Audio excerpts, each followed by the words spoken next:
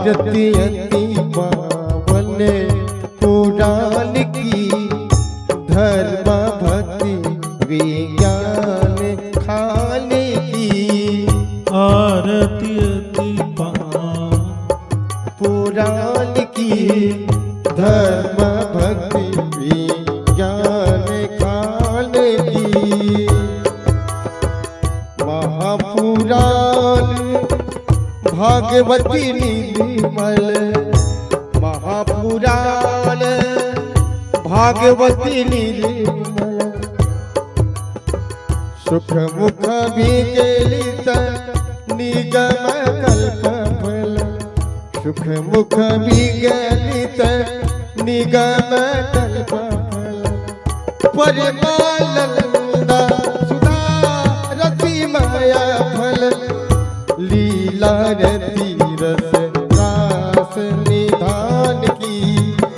आरती अति पावन पुराण की, धर्म भक्ति विज्ञान खान की।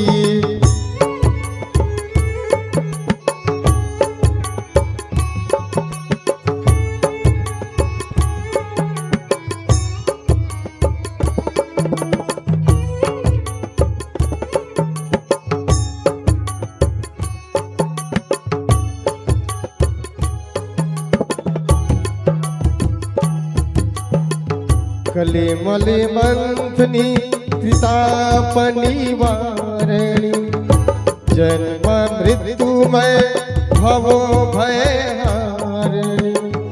कले मले मंथनी त्रितापनि वारिणी, जन्म मृत्युमय भवो भयहारिणी। सेवते सतत सकल सुख कारिणी, सुमहो सती हरि चरित गाले की। आरती अति पावन पुराण की, धर्म भक्ति विज्ञान खाले की।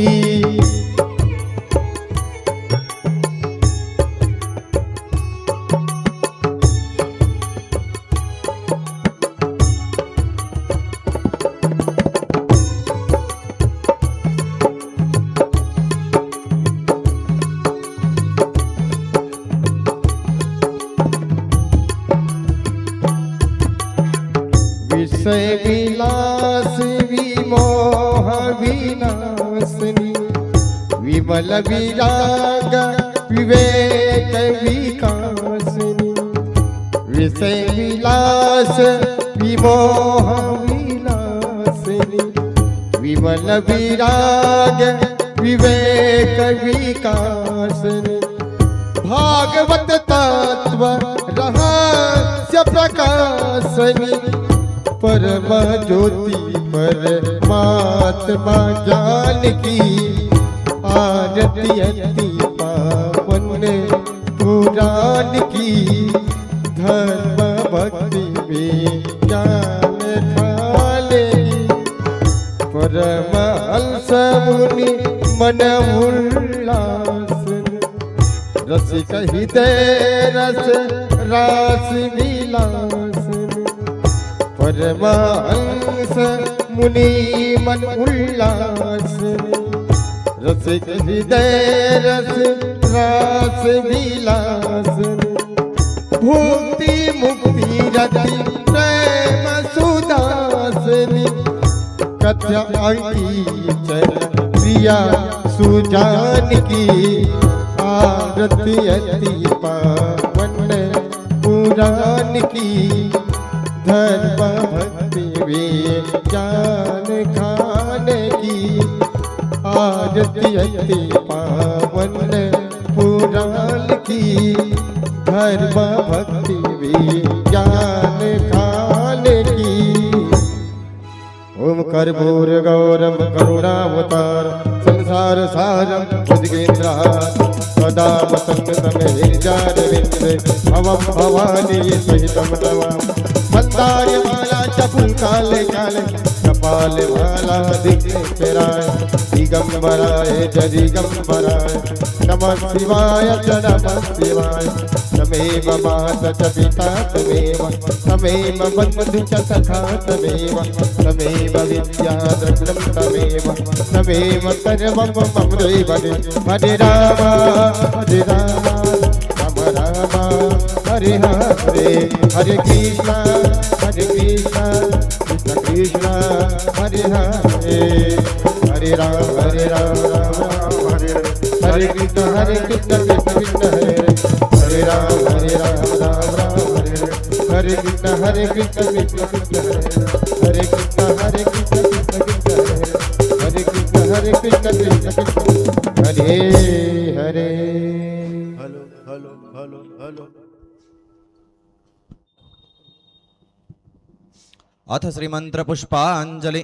हरि ओम यज्ञेन यज्ञमय जंत देवास्तानि धर्माणि प्रथमान्यासन्न तेहनाकं महिमानः सचन्त यत्र पूर्वे साध्याः सन्ति देवा।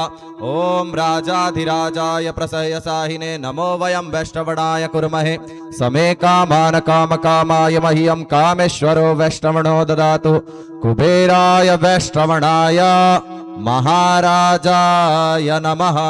ओम स्वस्ति साम्राज्यं भोज्यं स्वराज्यं वैराज्यं पारमेष्ठयमराज्यं महाराज्यमाधिपत्यमयं समन्तपर्यायै स्यात् सार्वभौमा सार्वायुषयान् तदा परार्धात् पृथिव्ये समुद्रपर्यन्ताया एकराडति तदप्येष श्लोकोऽभिगीतो मरुतः परिवेष्टारो मरुतस्यावसन्गृहे आवीक्षितस्य कामप्रेर्विश्वे देवा सभासद सेवन्ति काबकुलचम्पकपाटलाब्जे पुण्णाद्गजाति करवीररसाल पुष्पे बिलव प्रवाल तुलसी दलमञ्जलिरभि त्वं पूजयामि जगदीश्वर मे प्रसीद। त्वमेव माता च पिता त्वमेव बन्धुश्च सखा त्वमेव विद्या द्रविणं त्वमेव सर्वं मम देव देव। नाना सुगन्धि पुष्पाणि यथा कालोद्भवानि च पुष्पाञ्जलिर्मया दत्तं गृहणां परमेश्वर गृहणां जगदीश्वर। अथ श्रीमंत्र पुष्पांजलिं समर्पयामि। प्रेम से कहिए श्रीमद्भागवत महापुराण की जय। श्री वृंदावन बिहारी लाल की जय। श्री राधा रानी सरकार की जय। सर्वेश्वरेश्वर श्री जुगल सरकार की जय। श्री गोपाल लाल की जय। श्री व्यासदेव महाराज की जय। श्री सुखदेव महाराज की जय। भागवत स्वरूप श्री स्वामी जी महाराज की जय। सत्य सनातन धर्म की जय। जय जय श्री राधे जय जय श्री राधे जय जय श्री राधे श्याम। विजय भव विजय भव विजय भव।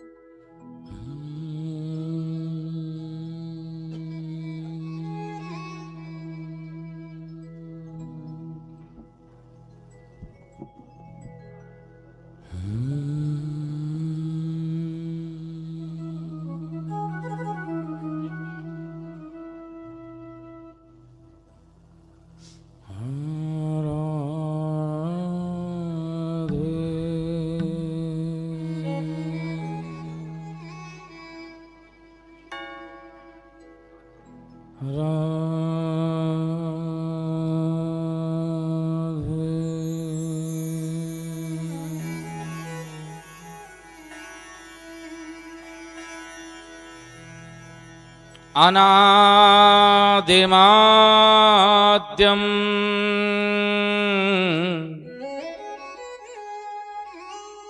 पुरुषोत्तमोत्तमम्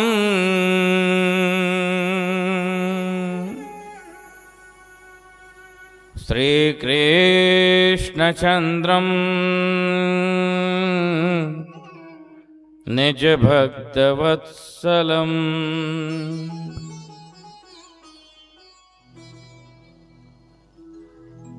स्वयं त्वसंख्याण्डपतिं परात्परम्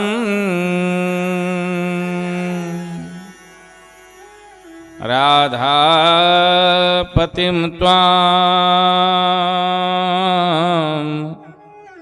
शरणं व्रजाम्यहम्।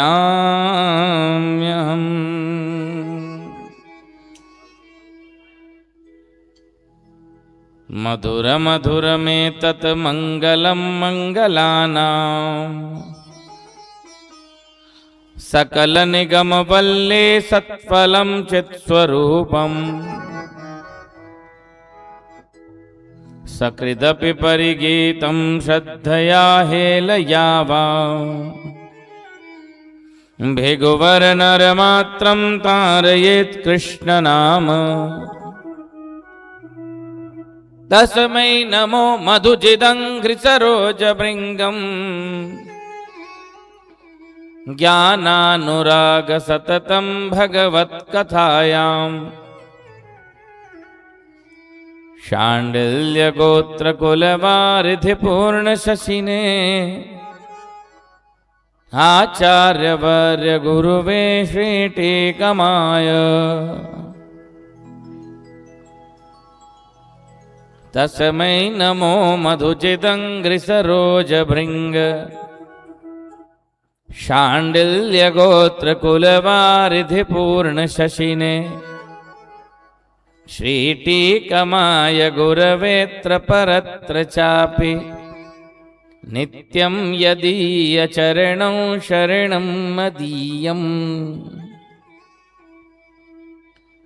संसारदावानललीढलोकत्राणाय कारुण्यगणागणत्वम् प्राप्तस्य कल्याणगुणार्णवस्य वन्दे गुरोः श्रीचरणारविन्दम्।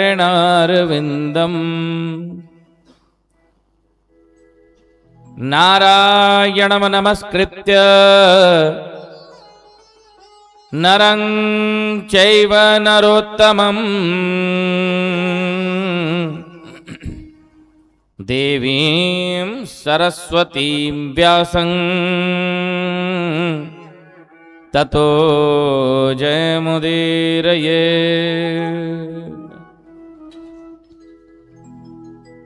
बोलिए श्री वृंदावन बिहारी लाल की। जगत जननी श्री राधिका महारानी की। सर्वेश्वरेश्वर जुगल सरकार की। श्री गोपाल लाल की। श्रीमद्भागवत महापुराण की। सप्ताह ज्ञान यज्ञ की। श्री वेदव्यास जी भगवान के। श्री सुखदेव जी महाराज के।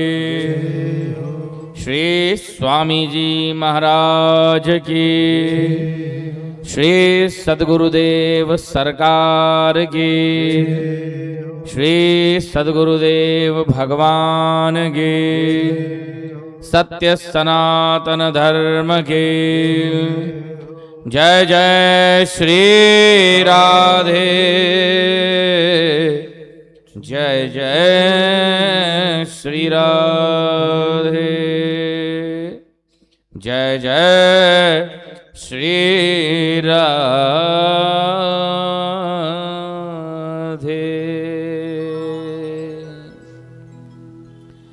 बोलो गोकुल के चंद्र की गिरिराज धरण की।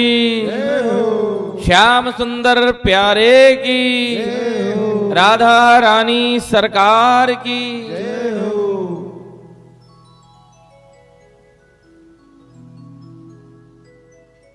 गोपी जन वल्लभ ब्रजेंद्र नंद नंदन, नंद यशोदा चितरंजन, भक्तवत्सल,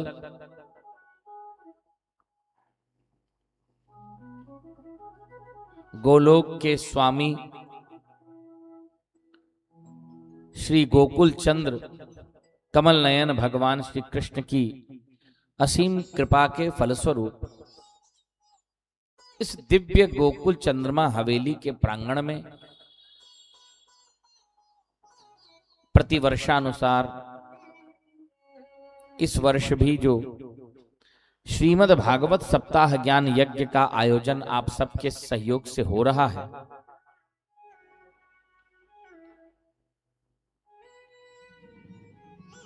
इस आयोजन का ये 5वां वर्ष है।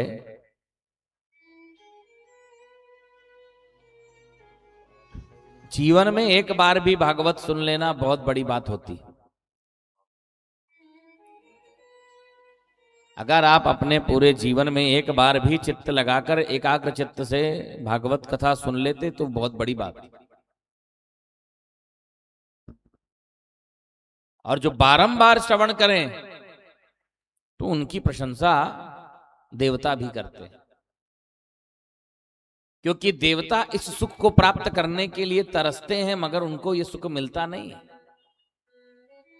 और जो नर नारी भागवत की कथा सुनने जाते हैं देवतागण उनकी प्रशंसा करते हैं कि आहा देखो इसका कितना अच्छा भाग्य है कि सुदुर्लभम भारत वर्ष जन्म मनुष्य जातो महताम कुलेशु। सबसे बड़ी बात तो ये दुर्लभ भारत वर्ष में इसको मनुष्य की शरीर मिली और उस शरीर को प्राप्त करके ये भागवत की कथा श्रवण कर रहा है, भाग्य की सराहना करते हैं। आज भागवत के तृतीय दिवस पर जो कथाएं होने वाली हैं उनमें से अधिकतर कथाओं में सत्संग का वर्णन है, संतों के संग की महिमा का वर्णन है। चाहे आप ध्रुव चरित्र ले लें, नारद जी का संग जब मिलता है तो ध्रुव जी का कल्याण होता है। चाहे प्रहलाद चरित्र ले लें, चाहे जड़ भरत का प्रसंग ले लें, चाहे अपना गजेंद्र मोक्ष की भी कथा ले लें। पूर्व जन्म के सत्संग के प्रभाव से ही गजेंद्र को दिव्य बुद्धि की प्राप्ति होती है। मनुष्य के कल्याण के लिए उसके जीवन का संग कैसे लोगों के बीच उठ रहा है, बैठ रहा है, यह परमावश्यक है। इसे समझना, इसे जानना, इसे मानना परमावश्यक है। लेकिन एक बात और है, जानने में और मानने में जमीन आसमान का फर्क है सज्जन। केवल जान लेना पर्याप्त नहीं होता। जानने को तो दुर्योधन भी जानता था कि वो गलत है और पांडव सही है। जानता था दुर्योधन कि वो पाप कर रहा है, लेकिन मानता नहीं था। बोलो बांके बिहारी लाल की। हाँ, केवल जान लेने से तुम्हारी ड्यूटी पूरी नहीं हो जाती, मानना भी पड़ेगा, उस रास्ते पर चलना भी पड़ेगा। वो कैसे? जल से उदाहरण हमें समझना चाहिए। जल और नर की एक ही गति होती है। जल का स्वयं का कोई रंग नहीं होता। जल में जो भी रंग मिला दिया जाता है जल उसी रंग का बन जाता है। अगर जल में लाल रंग मिला दिया जाए तो वो लाल बन जाता है, हरा रंग मिला दिया जाए तो हरा बन जाता है, पीला रंग मिला दिया जाए तो पीला बन जाता है, काला रंग मिला दिया जाए तो काला बन जाता है। उसका खुद का कोई रंग नहीं होता। ठीक उसी प्रकार से ये मनुष्य भी वैसा ही है। इसका खुद का कोई स्वभाव नहीं है, याद रखना। जैसे लोगों की संगत में ये बैठता है वैसा ही इसका स्वभाव बन जाता है।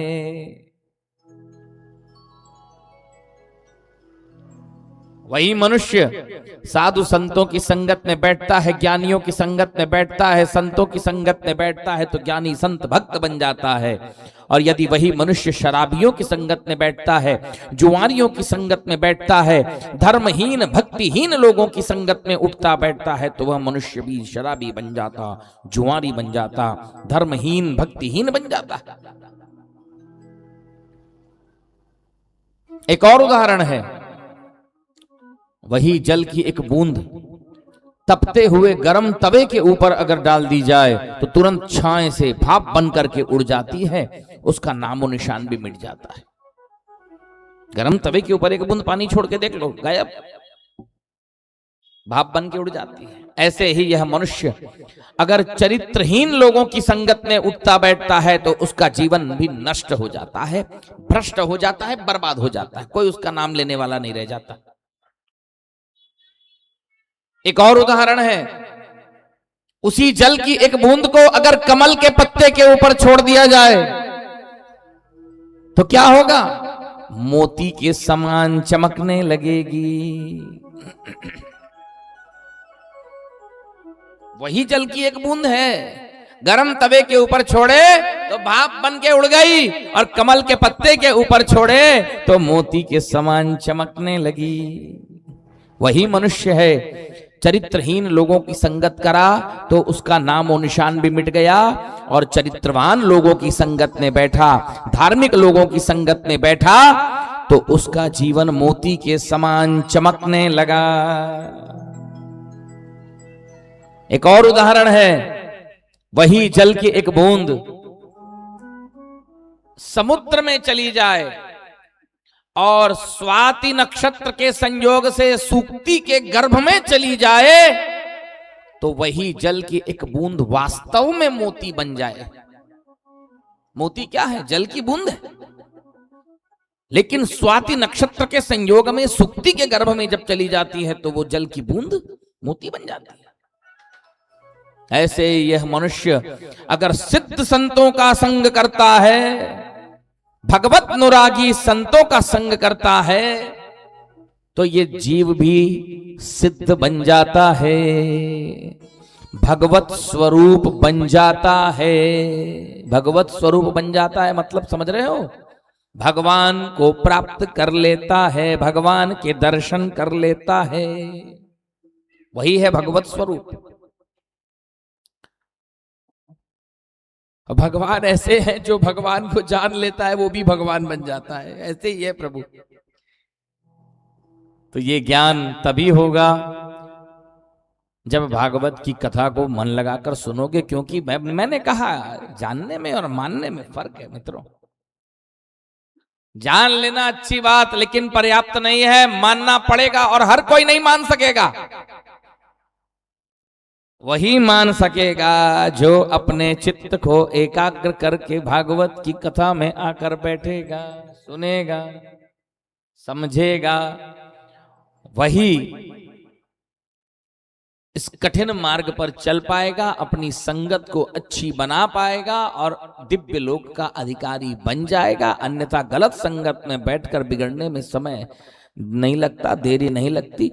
बनने में समय लगता है, बिगड़ने में देरी नहीं लगती है। आइए हरि नाम भगवान नाम संकीर्तन करके कथा के प्रसंग को हम लोग आगे बढ़ाएं।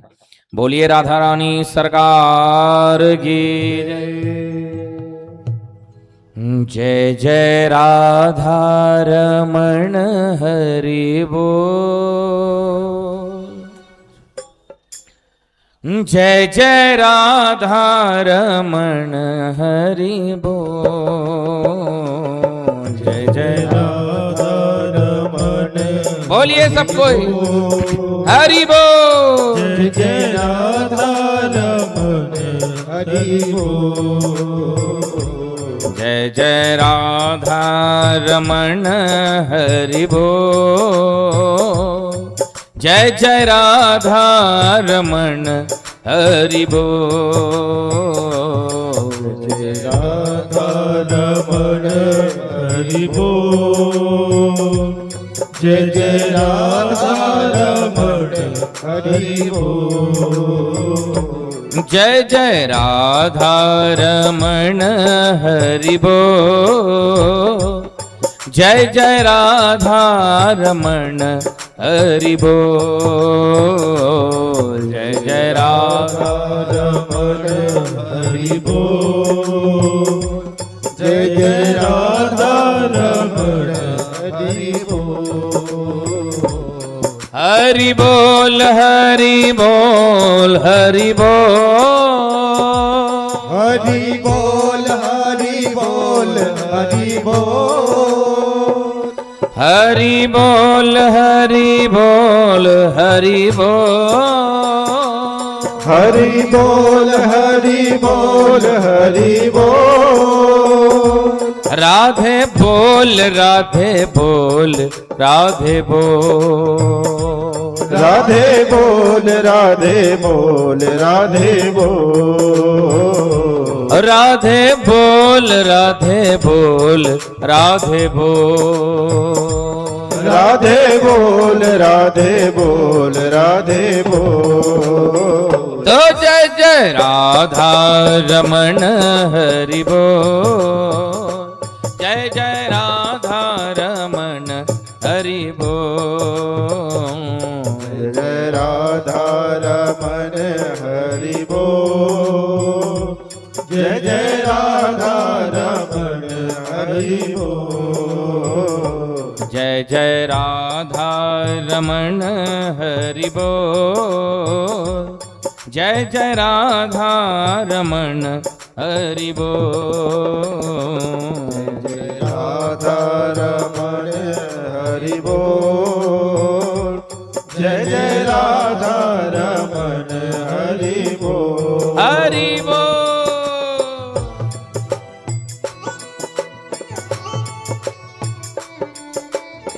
राधे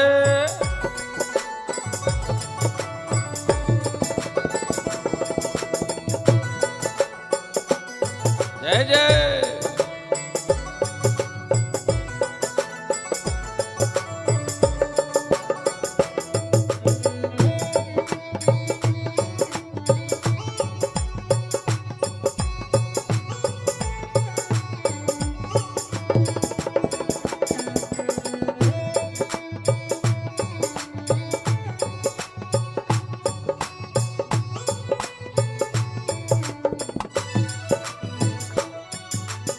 भक्त क्या कह रहा है?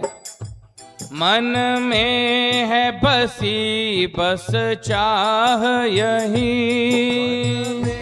है बसे बस चाह यही, प्रिय नाम तुम्हारा उचारा करूं, प्रिय नाम तुम्हारा उचारा करूं, कृष्ण नाम तुम्हारा उचारा करूं, कृष्ण नाम तुम्हारा उचारा करूं, बिठला के तुम्हें मन मंदिर में, बिठला के तुम्हें मन मंदिर में, मन मोहनी रूप निहारा करूं, मन मोहनी रूप निहार करूं, मन मोहनी रूप निहारा करूं, मन मोहनी रूप निहार करूं, भरी के दृग पात्र में प्रेम का जल, दृग पात्र में प्रेम का जल, पद पंकज नाथ पखारा करूं, पंकज नाथ पुकारा करूं, ओ पद पंकज नाथ पखारा करूं, पंकज नाथ पुकारा करूं, बन प्रेम पुजारी तुम्हारा प्रभो, बन प्रेम पुजारी तुम्हारा तारा प्रभु नित आरती भव्य उतारा करूं, नित आरती भव्य उतारा करूं, नित आरती भव्य उतारा करूं, नित आरती भव्य उतारा करूं। तो जय जय राधा रमण हरि बोल, जय जय राधा रमण हरि बोल, जय जय राधा रमण हरि बोल। प्रेम से जय जय राधे राधे। जय जय राधा रमण हरि बोल, जय जय राधा रमण हरि बोल, जय राधा रमण हरि बोल, जय जय राधा रमण हरि बोल, जय जय राधा रमण हरि बोल, जय जय राधा रमण हरि बोल, जय जय राधा रमण हरि बोल, जय जय राधा रमण हरि बोल, जय जय राधा रमण हरि बोल, जय जय राधा रमण हरि बोल, जय जय राधा रमण हरि बोल, जय जय राधा रमण हरि बोल। वृंदावन में, वृंदावन में, नंदगांव में, गोवर्धन में, मानगली में, कुंजगली में, विश्राम घाट पर, श्रीनिधि वन में, सब वेदन में, सब पुराण में, सब शास्त्रन में, हम में तुम में, प्रेम से बोलो, सब मिल बोलो, जोर से बोलो, जोर से बोलो, जय राधा रमण हरि बोल, जय जय राधा रमण हरि बोल, जय राधा रमण हरि बोल, जय जय राधा रमण हरि बोल, जय जय राधा रमण हरि बोल, जय जय राधा रमण हरि बोल, जय राधा रमण हरि बोल, जय जय राधा रमण हरि बोल, जय जय जय राधा रमण हरि बोल, जय जय राधा रमण हरि बोल, जय राधा रमण हरि बोल, जय जय राधा रमण हरि बोल, जय जय राधा रमण हरि बोल, जय जय राधा रमण हरि बोल, जय राधा रमण हरि बोल, जय जय राधा रमण हरि बोल।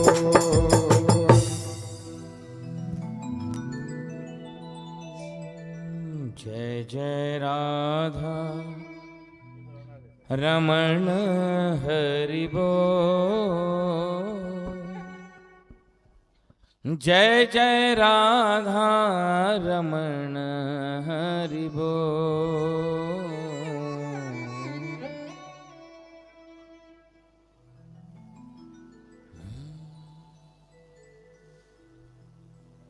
बाके बिहारी लाल की जय।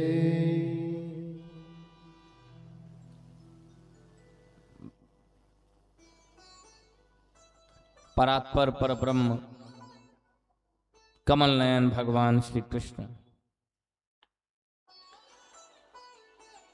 जो भागवत में एक स्वरूप से विराजमान है।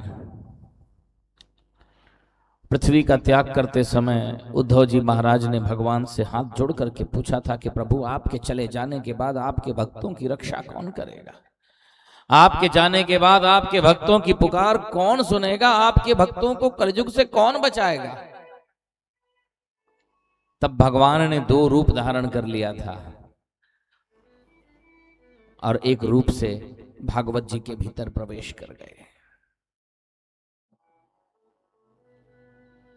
तेने यं वांगमयी मूर्ति प्रत्यक्षा हरिः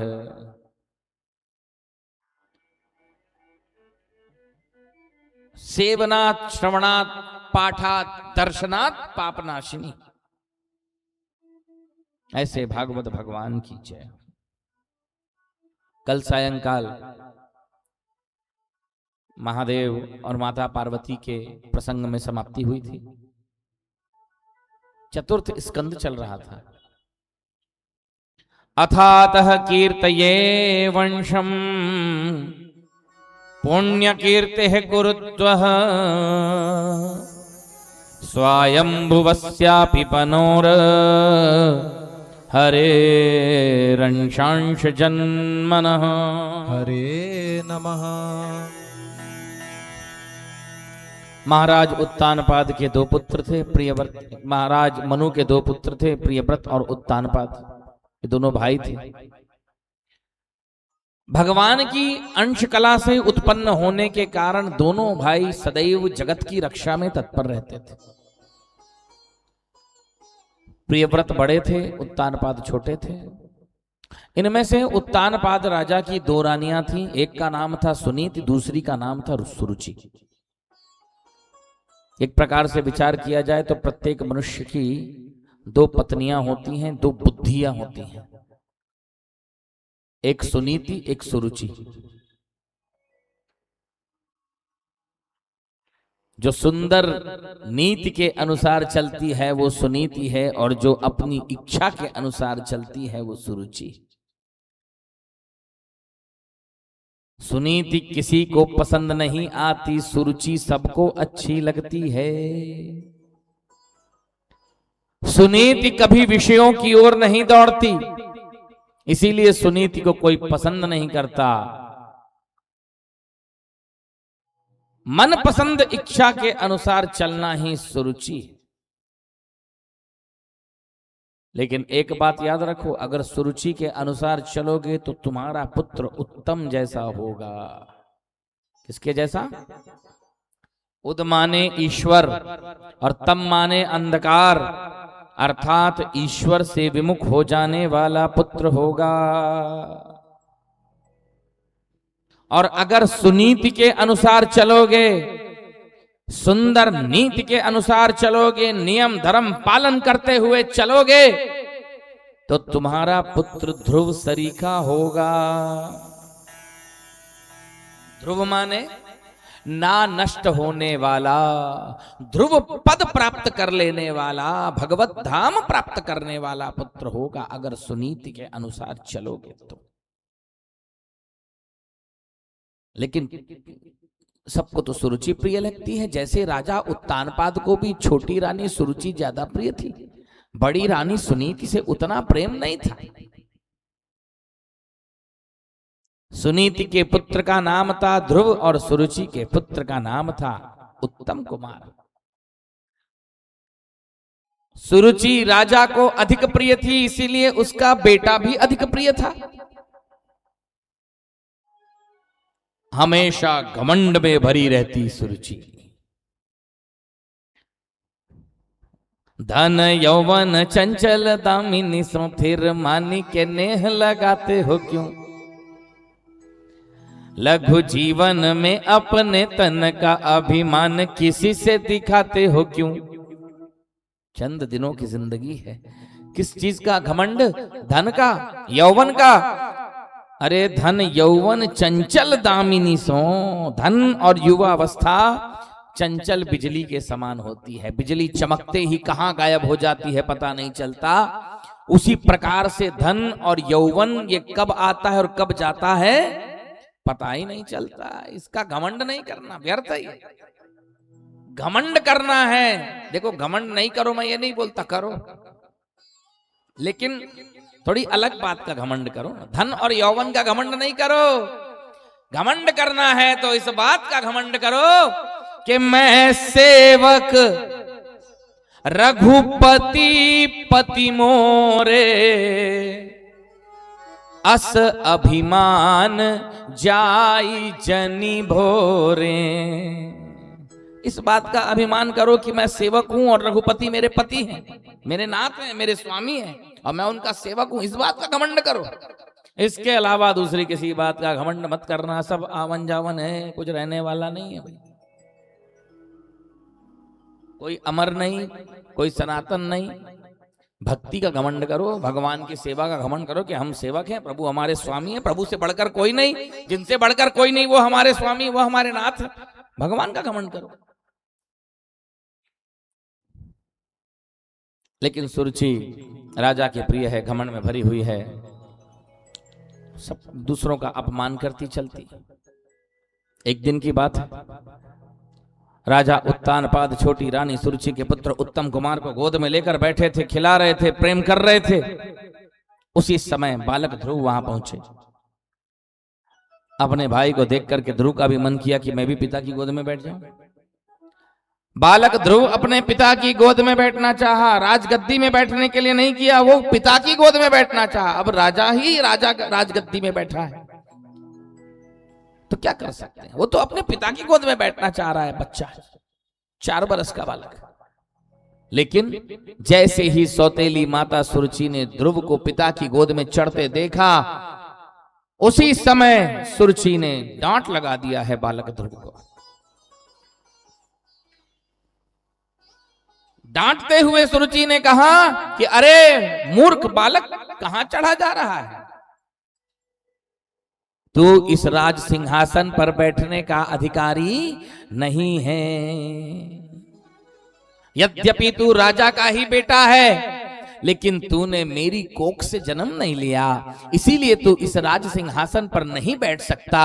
और अगर तुझे इस राज सिंहासन पर बैठना है तो जा करके श्री हरि नारायण की कठोर तपस्या कर, और उनकी तपस्या के प्रभाव से जब तू मेरे गर्भ से जन्म लेगा तभी तू इस सिंहासन पर बैठ पाएगा, अन्यथा कभी नहीं बैठ पाएगा।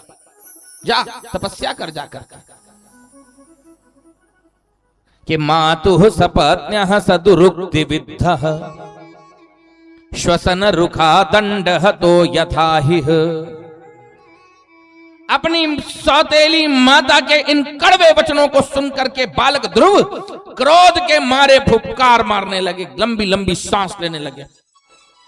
जैसे सर्प के किसी बच्चे को लाठी छुआ दो तो कैसे क्रोध में आकर फुफकार मारने लगता है, ऐसे ही बालक ध्रुव भी क्रोध में आकर लंबी लंबी सांस लेने लगे और अपने पिता की ओर देखे कि पिता इनको कुछ बोलेंगे, लेकिन पिता उत्तान पाद तो सुरुचि की वश में, कुछ नहीं बोल रहा, एक शब्द नहीं बोला। बालक ध्रुव रोता रोता अपनी माता सुनीति के पास चला गया। सुनीति ने अपने बेटे को गले से लगाया, सारी बात पूछा और सुनने के बाद में कहा कि बेटा, तेरी सौतेली माता ने जो कुछ कहा है वो बिल्कुल सत्य कहा है। तुझे अगर राज सिंहासन पर बैठना है तो तुझे तपस्या करनी पड़ेगी, क्योंकि आज तक इस संसार में किसी को भी अगर ऊंचे से ऊंचा पद प्राप्त हुआ है तो वो तपस्या के आधार पर ही प्राप्त हुआ है।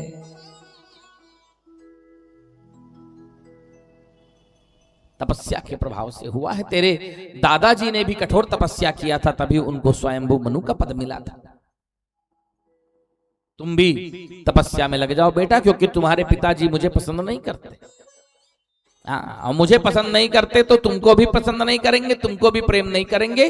अगर तुम्हें राजगद्दी पर बैठना है तो जाकर तुम्हें श्री हरि नारायण की तपस्या करनी पड़ेगी। दुनिया की चीजें छोड़ो, जाकर भगवान की गोद में अगर तुम्हें बैठना है तो कठोर तपस्या तुम्हें करनी पड़ेगी। माता सुनीति से आज्ञा लेकर के बालक ध्रुव अपनी सौतेली माता सुरुचि के पास जाकर के उन्हें साष्टांग दंडवत प्रणाम किया है। ध्यान दीजिए,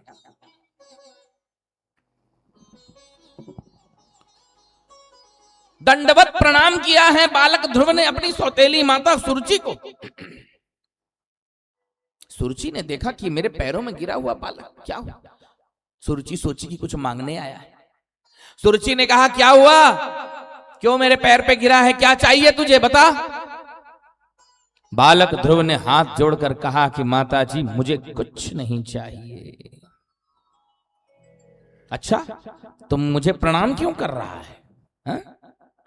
बालक ध्रुव ने कहा, माताजी मैं तो आपसे आज्ञा लेने आया हूं। मेरी आज्ञा? किस बात की आज्ञा? बोल दी ना तुझे राजगद्दी में नहीं बैठना, मैं तुझे आज्ञा नहीं दूंगी राजगद्दी में बैठने की। बोले, नहीं माताजी, मैं राजगद्दी में बैठने की आज्ञा लेने आपके पास नहीं आया हूं। आपने अभी कहा कि घर छोड़ के चला जा तपस्या करने के लिए, तो मैं तपस्या करने जा रहा हूं। घर से निकलने से पहले आपसे आज्ञा लेने के लिए आया हूं। नन्हे से बालक के इन वचनों को सुनकर के सुरुचि का हृदय पिघल गया कि देखो जरा, ये बालक कितना शीलवान है, कितना समझदार है। सुरुचि अगर चाहती तो बालक ध्रुव को गले से लगाकर रोक सकती थी, बोल सकती थी कि बेटा मैंने तो ऐसे ही कह दिया था, तू इतना दिल से मत लगा। कहां जाएगा? तू बोल सकती थी ऐसा, लेकिन सुरुचि बड़ी दुष्टा थी, बहुत दुष्टा थी। वो चाहती तो बालक ध्रुव को रोक सकती थी, लेकिन नहीं रोकी। वो बोली जाता है तो जाए मेरी बला से। अच्छा है मेरे बेटे का कंपटीशन खत्म हो गया। बोलो बाकी बिहारी लाल की। कहां ये तपस्या करेगा, कब कहां वापस आएगा, हो गया, जाने दो।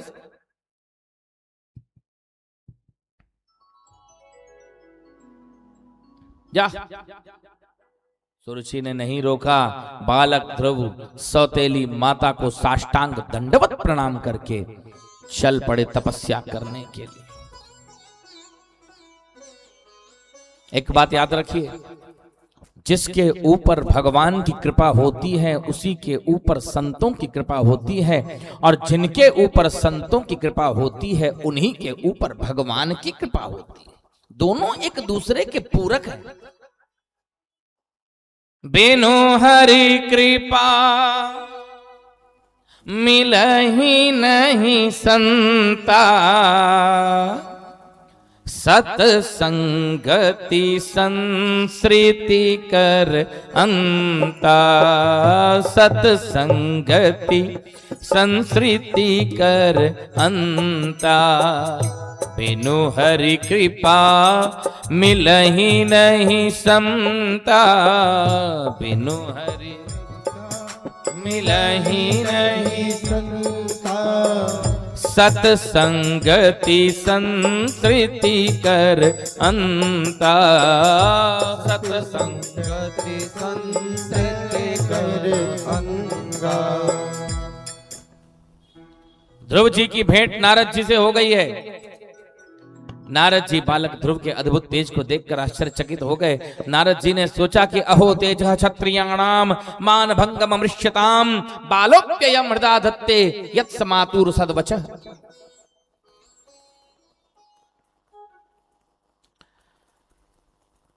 अरे इस अद्भुत, इस क्षत्रिय राजकुमार का कैसा अद्भुत तेज है।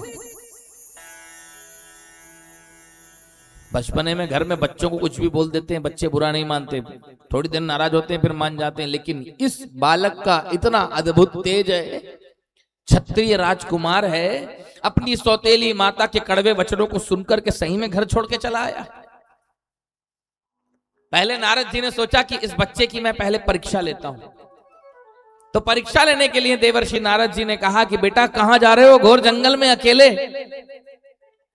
बालक ध्रुव ने हाथ जोड़कर कहा देवर्षि मैं भगवान श्री हरि नारायण को प्राप्त करने के लिए तपस्या करने जा रहा हूं। नारद जी ने कहा क्या? अरे बेटा ये तेरी खेलने कूदने की उम्र है, अभी तेरी तपस्या करने की उम्र नहीं आई है। जब तेरी तपस्या करने की उम्र आएगी तो मैं तुझे याद दिलाऊंगा। हाँ लेकिन ये तो अभी तू बाल अवस्था में है। अरे जिन श्री हरि नारायण को प्राप्त करने के लिए बड़े बड़े योगी मुनि ऋषि हजारों हजारों साल तपस्या करते करते थक जाते हैं, लेकिन उनके ध्यान में भी भगवान नहीं आते, तो तू तो अभी बच्चा है, तू क्या भगवान को प्राप्त करेगा? वापस घर चले जा, खेल कूद में मस्त रहे, तेरी उम्र अभी तपस्या करने की नहीं आई, जब आएगी तो मैं बताऊंगा। बालक ध्रुव ने हाथ जोड़कर कहा कि देवर्षि मैं मर जाऊंगा लेकिन भगवान श्री हरि नारायण का दर्शन किए बिना वापस घर नहीं लौटूंगा, मर जाऊंगा। आपकी भक्ति तभी सिद्ध होगी जब आप ऐसी प्रतिज्ञा करोगे। सब चीज में बात चला लोगे तो फिर भगवान नहीं मिलने वाले। हाँ? सब कुछ एक साथ नहीं मिलने वाला है ना। देहम वा पातयामे कार्यम वा साधयामी, मैं प्राप्त करके रहूंगा प्रभु को, नहीं तो प्राण त्याग दूंगा। ये जब तुम प्रतिज्ञा करोगे तो ठाकुर जी दर्शन देंगे, वरना नहीं देंगे। हंसते खेलते दर्शन नहीं होने वाला भैया, तपस्या तो करनी पड़ेगी। बालक ध्रुव ने कहा मैं अपनी सौतेली माता सुरुचि के कटु वचन रूपी बाणों ने मेरे हृदय को छलनी छलनी कर दिया। मर जाऊंगा लेकिन भगवान का दर्शन किए बिना वापस नहीं जाऊंगा। देवर्षि आप कृपा कीजिए, मुझे कोई मार्ग बतलाइए जिससे मुझे भगवान का दर्शन हो।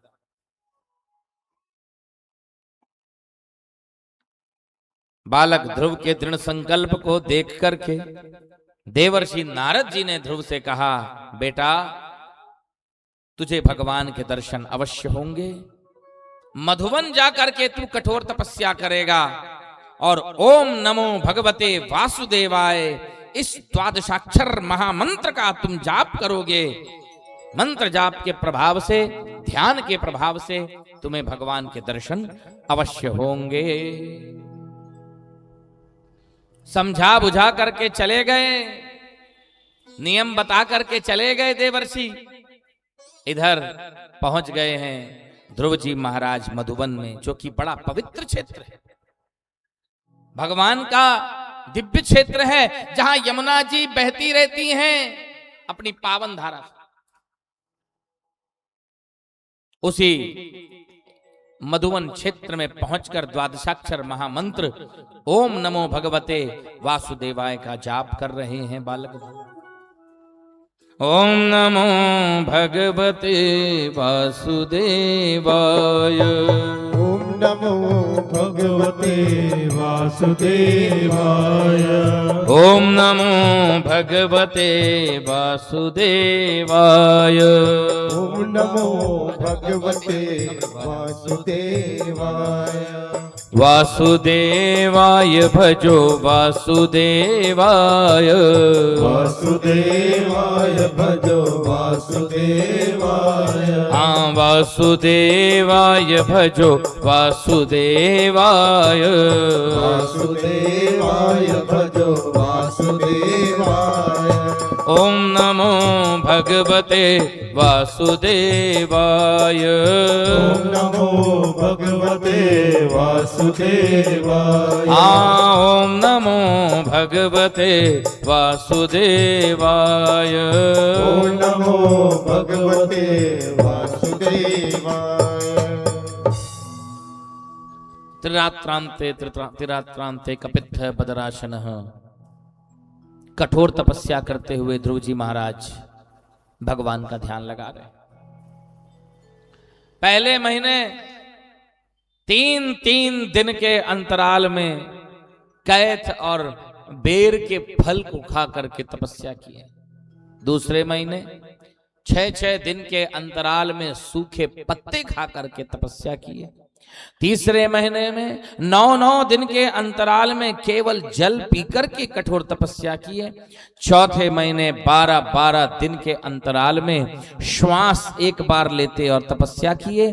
और जहां 5वां महीना लगा, ध्यान दीजिए, 5वां महीना लगते ही ध्रुव जी महाराज ने अपनी श्वासों को रोक लिया है।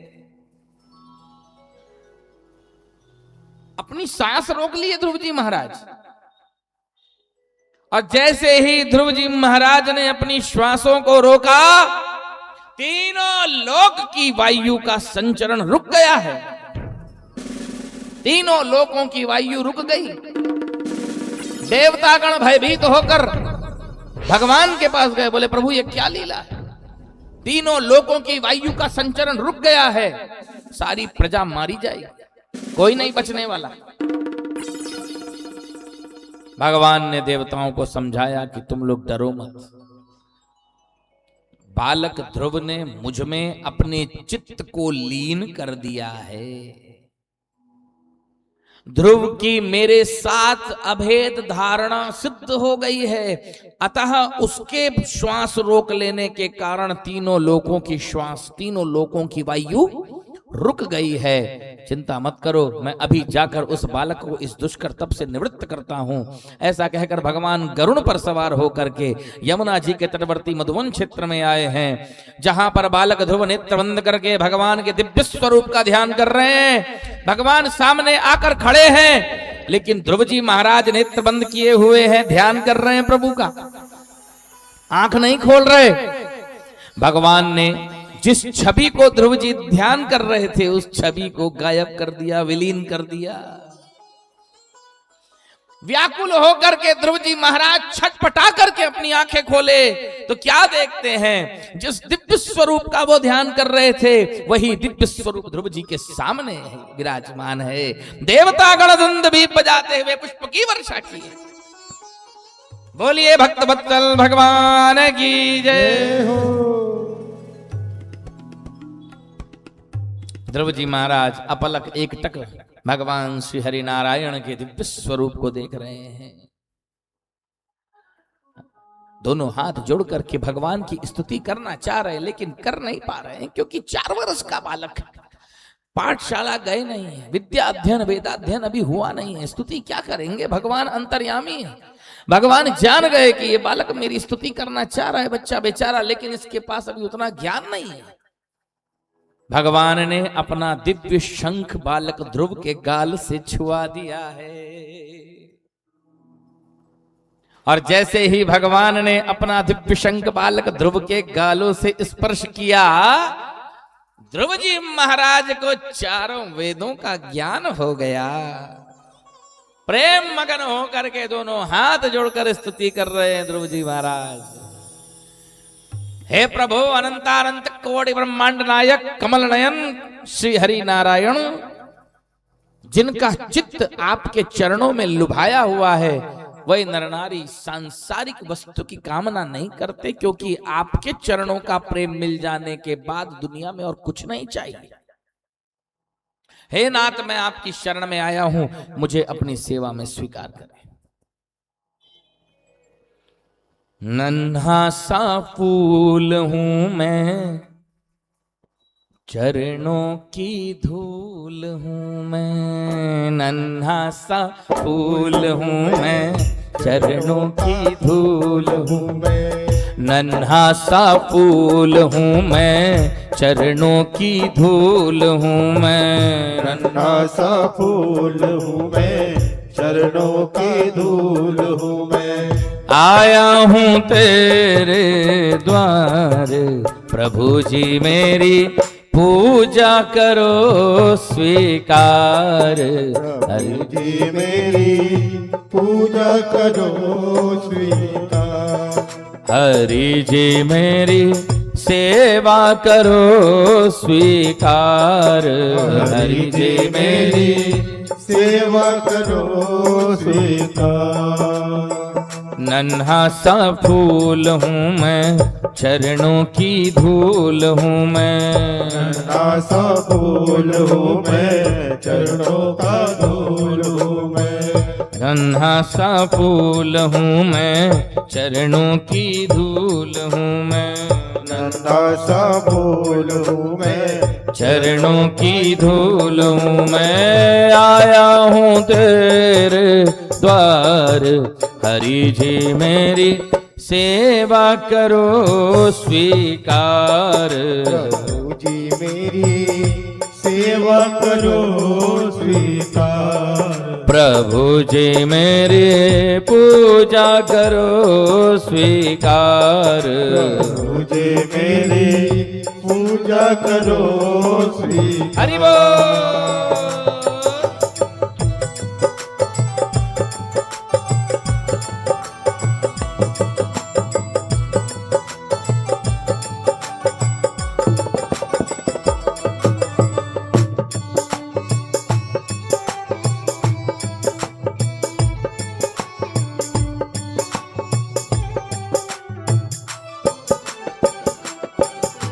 ध्यान दीजिए, ध्रुव जी महाराज क्या कह रहे हैं। 4 वर्ष के हैं, वेदों का ज्ञान हो गया है और निवेदन कर रहे हैं प्रभु से।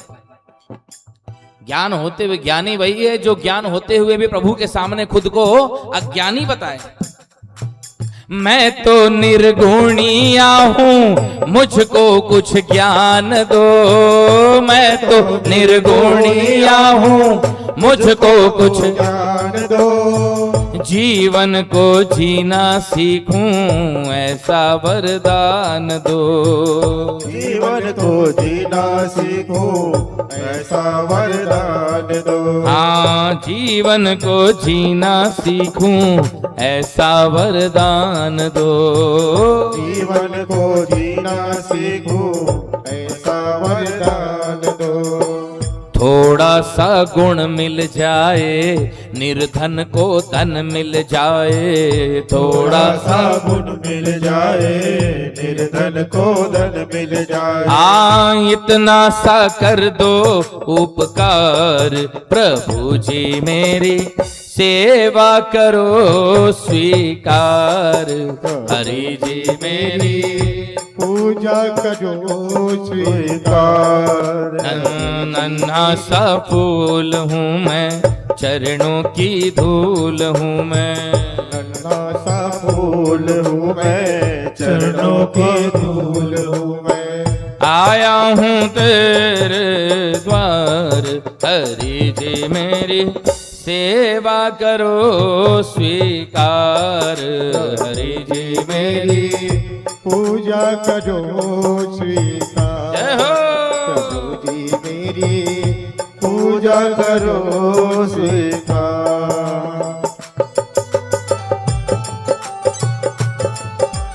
प्रेम से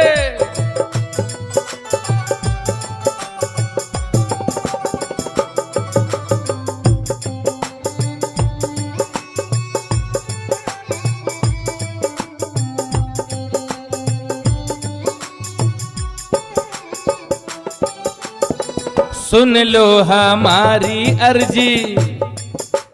भगवान के सामने अर्जी लगाना ही भक्त का काम है। सुन लो हमारी अर्जी, इतनी सी बात है। सुन लो हमारी अर्जी, इतनी सी बात है। मेरे जीवन की डोरी आपके हाथ है। मेरे जीवन की डोरी आपके हाथ है। ओ मेरे जीवन की डोरी आपके हाथ है। मेरे जीवन की डोरी आपकी हाथ है। सूरज सी शान पाऊं, चंदा सामान पाऊं। सूरज सी शान पाऊं, चंदा सामान पाऊं। इतना सा दे दो उपहार। हरि जी मेरी सेवा करो स्वीकार। हरि जी मेरी पूजा करो स्वीकार। हरि जी मेरी सेवा करो स्वीकार। प्रभु जी मेरी सेवा करो स्वीकार। हाँ, नन्हा सा फूल हूँ मैं, चरणों की धूल हूँ मैं। नन्हा सा फूल हूँ मैं, चरणों की धूल हूँ मैं। आया हूँ मैं तो तेरे द्वार। हरि जी मेरी सेवा करो स्वीकार। प्रभु जी मेरी पूजा करो स्वीकार। हरि जी मेरी सेवा करो स्वीकार। प्रभु जी मेरी पूजा करो स्वीकार। हरि जी मेरी सेवा करो स्वीकार। अंत में ध्रुव जी महाराज कह दिए, सूरज सी शान पाऊं, चंदा सामान पाऊं। भगवान ने कहा बेटा तू कुछ मत मांग, मुझे मालूम है तुझे क्या देना है। माँ के पास थाली लेके बैठ जाओ, मांगना नहीं पड़ेगा कि ये खाने को दो वो दो, जो बिन मांगे परोस दे वो माँ है। भगवान ने कहा बेटा मैं तेरी मनोकामना जानता हूं, तुझे मांगने की जरूरत नहीं।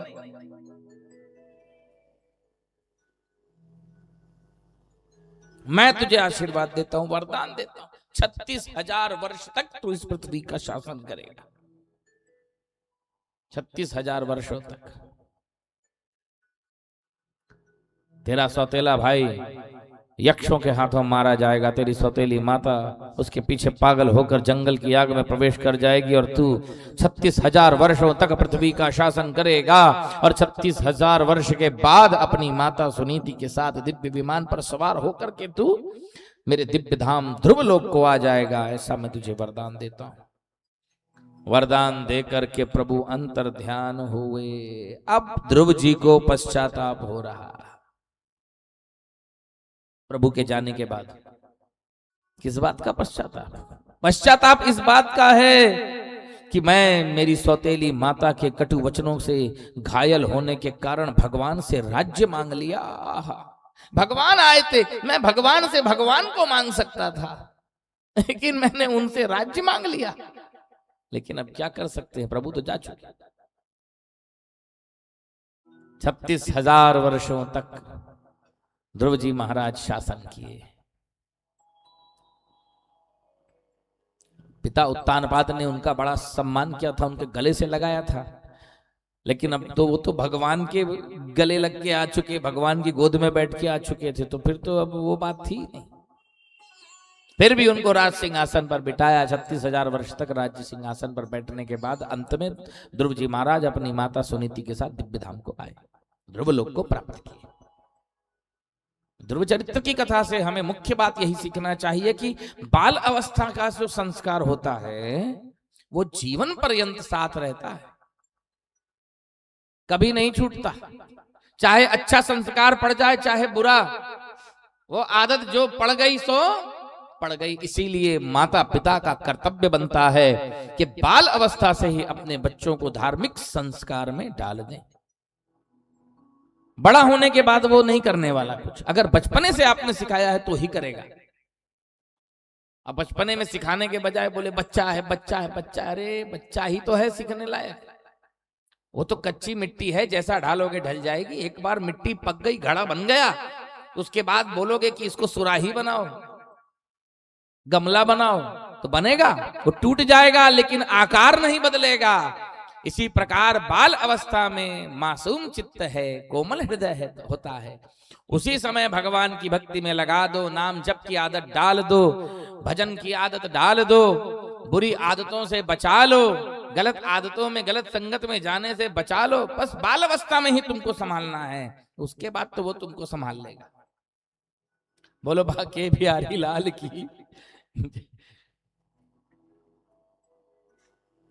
और ध्रुव चरित्र से हमें यह शिक्षा मिलती है, सामर्थ्य होते हुए भी इस जीव को क्षमाशील होना चाहिए, सब में अपने परमात्मा को देखना चाहिए। जैसे ध्रुव जी सौतेली माता को भी दंडवत प्रणाम करके गए थे, उसमें भी भगवान का दर्शन उन्होंने किया कि भले ये मेरी शत्रु है लेकिन इसी के कारण तो मैं भगवान का दर्शन करने जा पा रहा हूं, भले मेरा अपमान करी है लेकिन कहीं ना कहीं इसी के कारण तो भजन करने जा रहा हूं, उसको भी प्रणाम किया।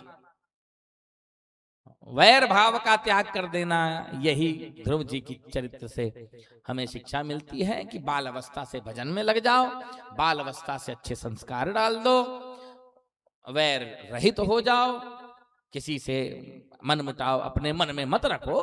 ऊपर नीचे कुछ न होता है चलता है, लेकिन मन में कोई चीज को जगह मत दो, मन में भजन करते चलो, सबके अंदर भगवान देखते चलो। बोलो बांके बिहारी लाल की जय। गोविंद जय जय गोपाल जय जय, गोविंद जय जय गोपाल जय जय, गोविंद जय जय गोपाल जय जय, गोविंद जय जय गोपाल जय जय, राधा रमण हरि गोविंद जय जय, राधा रमण हरि गोविंद जय जय, राधा रमण हरि गोविंद जय जय, राधा रमण हरि गोविंद जय जय, गोविंद जय जय गोपाल जय जय, गोविंद जय जय गोपाल जय जय, राधा की जय जय रुक्मण की जय जय, राधा की जय जय रुक्मणी की जय जय, राधा की जय जय रुक्मण की जय जय, राधा की जय जय रुक्मणी की जय जय, मोर मुकुट बंसी वारे की जय जय, गोविंद जय जय गोपाल जय जय, गोविंद जय जय गोपाल जय जय, गोविंद जय जय गोपाल जय जय, राधा रमण हरि गोविंद जय जय, राधा रमण हरि गोविंद जय जय, राधा रमण हरि गोविंद जय जय, राधा रमण हरि गोविंद जय गोपाल जय जय गोविंद जय जय गोपाल जय जय गोविंद जय जय गोपाल जय जय गोविंद जय जय गोपाल जय जय जय गोविंद जय जय गोपाल जय जय गोविंद जय जय गोपाल जय जय राधा रमण हरि गोविंद जय जय प्रियव्रतो भागवत आत्मा रामः कथम मुने गृहे रमत यन मूलः कर्म बंधः पराभवः। हरे नमः। महाराज परीक्षित ने शुकदेव स्वामी जी से प्रश्न किया। पंचम स्कंद में हम लोग प्रवेश कर रहे हैं। महाराज परीक्षित ने कहा कि हे मुनिवर, प्रियव्रत बड़े भगवत भक्त थे, आत्मा राम थे, अपनी ही आत्मा में रमण करते रहते थे, इसीलिए उन्होंने घर का त्याग करके तपस्या करना चुन लिया था। लेकिन ऐसा सुना जाता है कि वो तपस्या का मार्ग त्याग करके घर गृहस्थी में प्रवेश कर लिए थे। तो मेरे मन में इस बात की बड़ी शंका है कि जो व्यक्ति एक बार घर बार छोड़कर सन्यासी बन जाता है, तपस्वी बन जाता है, वैराग्य ले लेता है, ऐसा व्यक्ति अगर दोबारा घर गृहस्थी में प्रवेश करता है तो उसे अच्छा नहीं माना जाता। एक बार जो छोड़ दिए तो छोड़ दिए, लेकिन प्रियव्रत जैसे महान राजा, प्रियव्रत जैसे महान भगवत भक्त, प्रियव्रतो भागवत, इतने बड़े विष्णु भक्त, आत्मा रामो, आत्मा में रमण करने वाले प्रियव्रत जो कि तपस्या करने चले गए थे, तो ऐसी क्या कारण हुआ कि वो तपस्या का मार्ग त्याग करके गृहस्थी बन गए? देखो, रहीमन ब्याह व्याधि है सकहुत ले हो बचाए, पायन बेड़ी पड़त है ढोल बजाए बजाए। शादी ब्याह में ढोल बजता है कि नहीं? ढोल बजाया जाता है, लोग बढ़िया नाचते हैं, गाते हैं, धूम मचाते हैं, खुशी मनाते हैं। क्यों? किस बात की खुशी है? दूल्हे के पैर में बेड़ी बंधने जा रही है, इसी की खुशी है। क्योंकि जैसे बेड़ी पड़ने पर कोई कहीं आ जा नहीं सकता, उसी प्रकार से गृहस्थ आश्रम में फंस जाने के बाद ये जीव अपना कल्याण नहीं कर पाता। अनेकों चिंताएं इसके दिमाग में ऐसे चैन से रहने नहीं देती, चिंताओं से ग्रसित रहता है। कुछ काम की बातें सोचता है, कुछ बिना काम की भी सोचता रहता है जबरदस्ती। जैसे एक दही बेचने वाला था, दही बेचने वाला, दही का मटका सर पे रख के दही बेचने जा रहा है। चलते चलते सोचने लगा कि भाई दही का काम तो अच्छा है, आजकल दूध दही बहुत बिकता है, हाँ बढ़िया पैसा कमाएंगे, थोड़ा पैसा जमा हो जाएगा तो सबसे पहले मैं शादी करूंगा।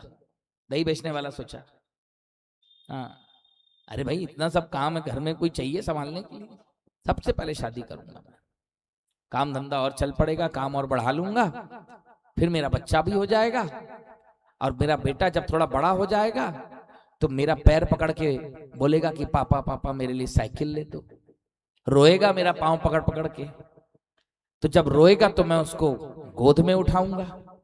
ऐसा सोच करके सही में झुक गया। चलते चलते सोच में झुक के अपने बेटे को उठाऊंगा, ऐसा सोच के सही में झुक गया, और जैसे ही झुका वो दही का मटका नीचे गिर गया, खत्म। क्या धंधा करेगा, क्या शादी करेगा, क्या पैसा, वो सब बात की विषय। अभी जो था वो भी चला गया। ये दही बेचने वाला कौन है? कोई और नहीं, हम ही लोग हैं। बहुत सोचते रहते हैं बैठे बैठे, ऐसा होगा, फिर ये होगा, फिर ऐसा करेंगे, फिर बस हाँ इसके बाद वो होगा, फिर अरे होना हमारी इच्छा के अनुसार कुछ भी नहीं। चलो हो भी जाए थोड़ा मोड़ा तो बात अलग है, लेकिन प्रभु की ही इच्छा से सब होता है। उनकी इच्छा में अपनी इच्छा मिला दो और भजन करते चलो, ज्यादा जरूरत से ज्यादा सोचने का नहीं। राजा परीक्षित ने कहा कि गृहस्थाश्रम में फंस करके ये जीव विविध प्रकार की चिंताओं से ग्रसित रहता है। इसीलिए जो सामर्थ्यवान पुरुष होते हैं वे अपने आप को गृहस्थाश्रम में फंसने से बचा लेते हैं, गृहस्थाश्रम के बंधन से बचा लेते हैं। बोलो गोकुल के चंद्र की जय। गृहस्थाश्रम के बंधन से अपने आप को बचा लेते हैं। जैसे जो छत्रपति शिवाजी के गुरु थे समर्थ रामदास जी, उन्होंने अपने आप को गृहस्थाश्रम से बचा लिया था। जब रामदास जी की शादी हो रही थी, विवाह हो रहा था, मंडप के नीचे आकर के बैठ गए और पंडितों ने पूजा कराना शुरू किया तो पहले जमाने में जब पंडित लोग शादी ब्याह करवाते थे तो दूल्हे को सबसे पहले सावधान बोलते थे। क्या बोलते थे? हम पहले बोलते थे सावधान, दूल्हे को बोलते थे सावधान हो जाओ, अब तुम गृहस्थाश्रम में जा रहे हो भैया, हाँ बिल्कुल संयम नियम पूर्वक जीवन व्यतीत करना पड़ेगा, वरना भोगे रोग भयम, जो अधिक विषय वासना भोग में लगेगा वो रोगी हो जाएगा, अधिक भोगी रोगी होगा, इसीलिए दूल्हा को बोला जाता है सावधान। तो जब समर्थ रामदास जी के विवाह में पंडितों ने सावधान शब्द कहा तो समर्थ रामदास वास्तव में सावधान हो गए और मंडप छोड़कर भाग गए। बोले ना बाबा, मैं विवाह नहीं करने वाला हूं। मंडप छोड़ करके भाग गए।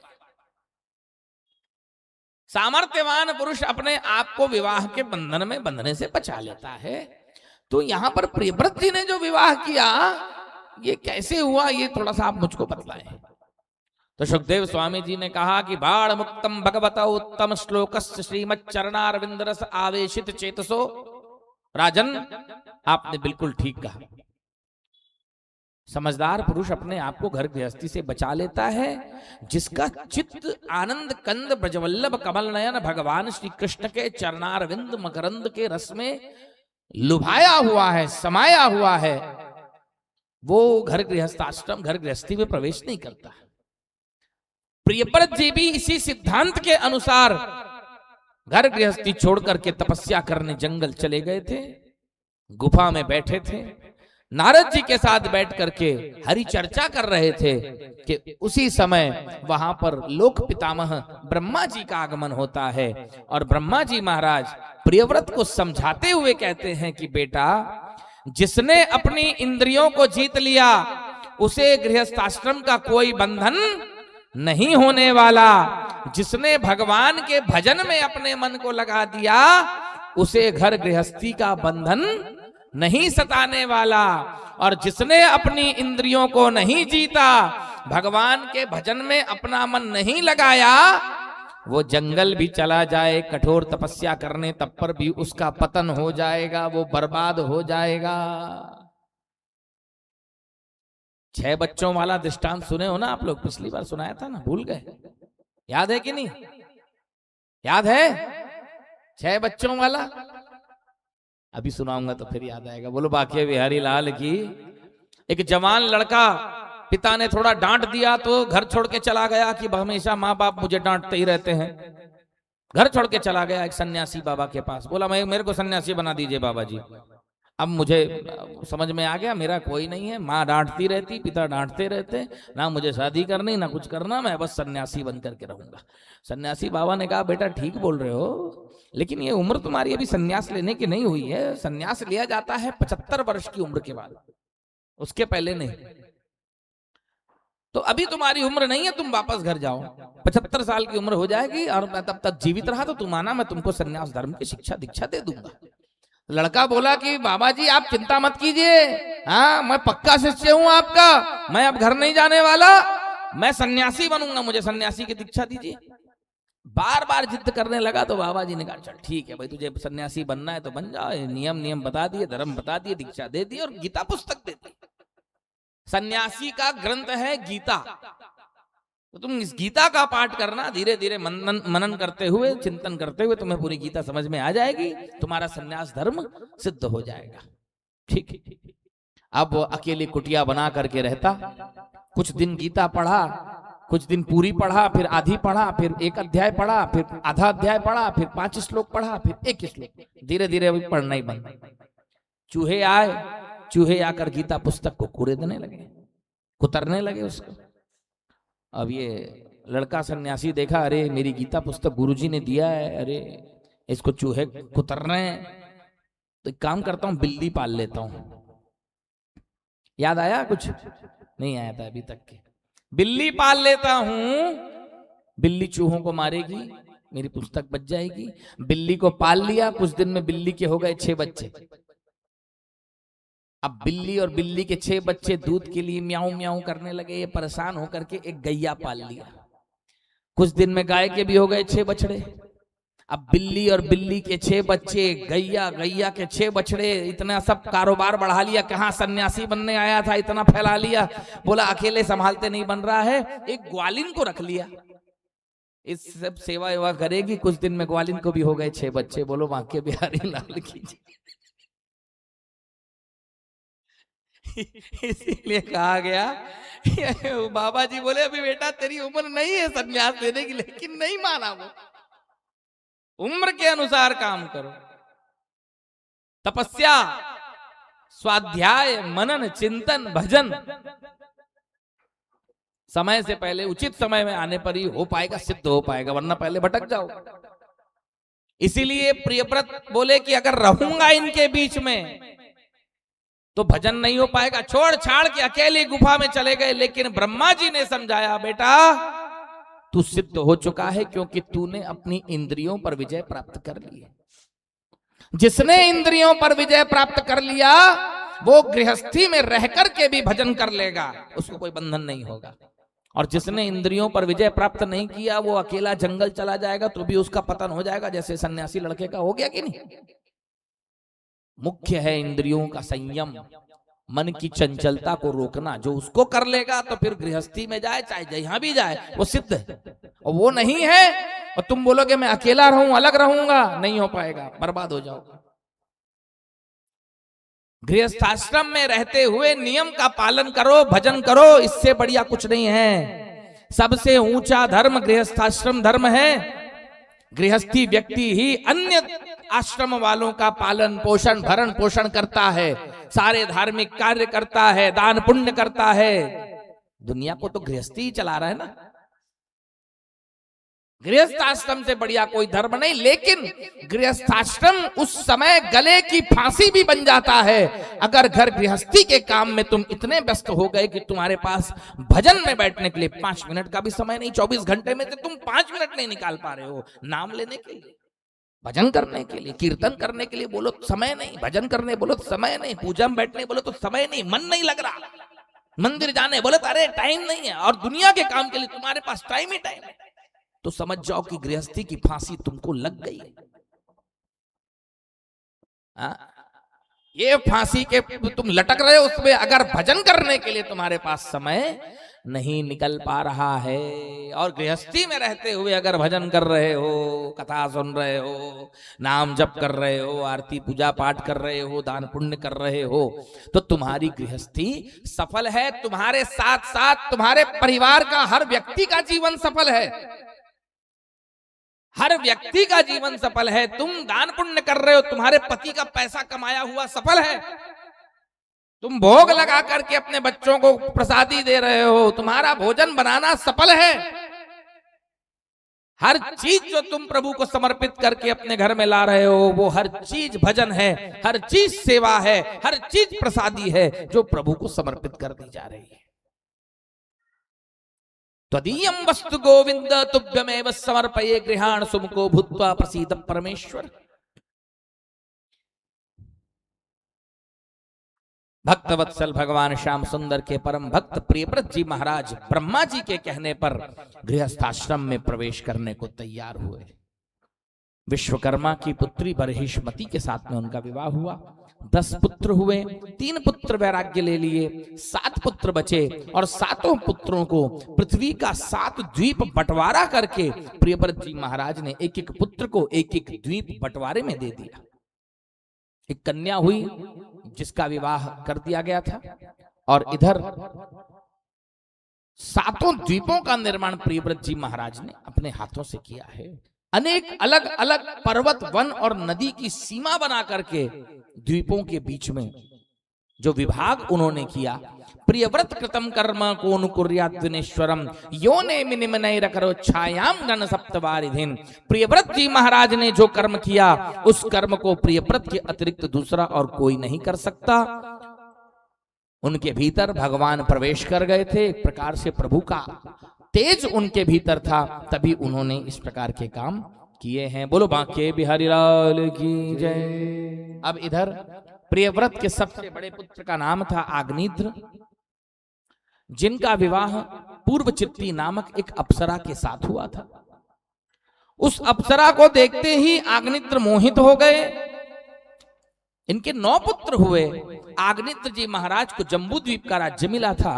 आग्नित्र ने जम्बू द्वीप का 9 खंड किया और एक एक पुत्र को एक एक खंड बंटवारे में दे दिया। सबसे बड़े पुत्र थे नाभि। नाभि को भरत खंड का राज्य मिला, जिस भरत खंड के अंतर्गत ये भारतवर्ष आता है। नाभि की पत्नी का नाम था मेरु देवी, जिनकी कोई संतान नहीं हुई थी। संतान की प्राप्ति के लिए महाराज नाभि और मेरु देवी ने यज्ञ भगवान का यजन किया है। जैसे ही हवन कुंड में पूर्णाहुति डाली गई है, पूर्णाहुति डालते ही भगवान यज्ञ पुरुष श्री हरि नारायण प्रकट हो गए। बोलिए यज्ञ पुरुष श्री हरि नारायण भगवान की जय हो। किरण जाल मंडित मणिमय मुकुट है, नूपुर है, बाजूबंद है, बड़े सुंदर भेष में दिखाई दे रहे हैं। भगवान का दर्शन करके बड़े प्रसन्न मुद्रा से जितने ऋत्विज वहां पर बैठे थे उन्होंने प्रणाम किया और कहा कि हे प्रभु, हमारे यजमान आपके समान पुत्र पाना चाहते हैं, इसीलिए ये यजन किया गया है। भगवान ने कहा, बड़ी दुर्लभ वस्तु मांग रहे हो, मेरे समान दूसरा कोई नहीं है, मैं अद्वितीय हूं, मेरे समान मैं ही हूं, इसीलिए मैं ही इनका पुत्र बनकर के आऊंगा।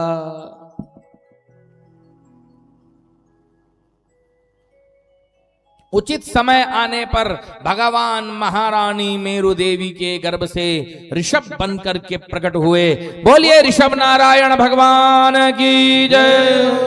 बोलो ऋषभ भगवान की जय हो। ऋषभ माने श्रेष्ठ, ऋषभ माने श्रेष्ठ।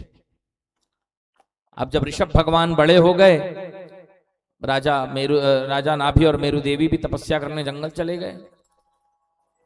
इधर ऋषभ भगवान का विवाह इंद्र की कन्या जयंती के साथ हुआ।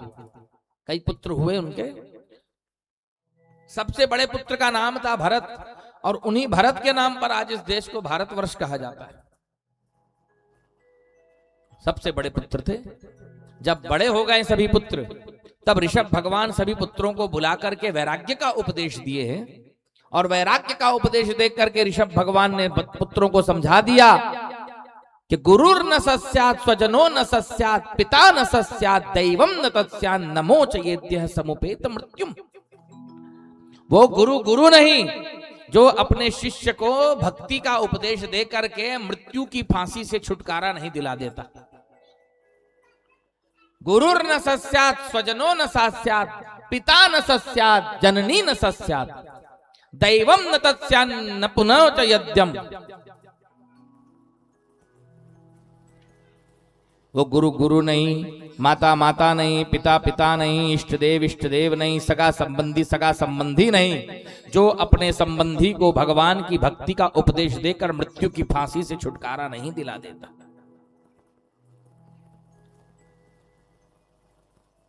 प्रिय पुत्रों, इस संसार में यह मनुष्य का शरीर केवल सांसारिक विषय भोग प्राप्त करने के लिए नहीं मिला।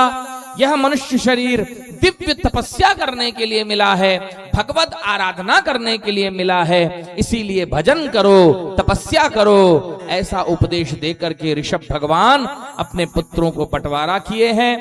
भरत जी को राज्य सौंप दिए हैं और तपस्या करने के लिए दक्षिण कर्नाटक कुटका चल के वन में चले गए हैं। और वहां जंगल में आग लगी है, संपूर्ण जंगल जलकर भस्म हो गया और ऋषभ भगवान भी अपना शरीर त्याग कर दिव्य धाम को चले गए।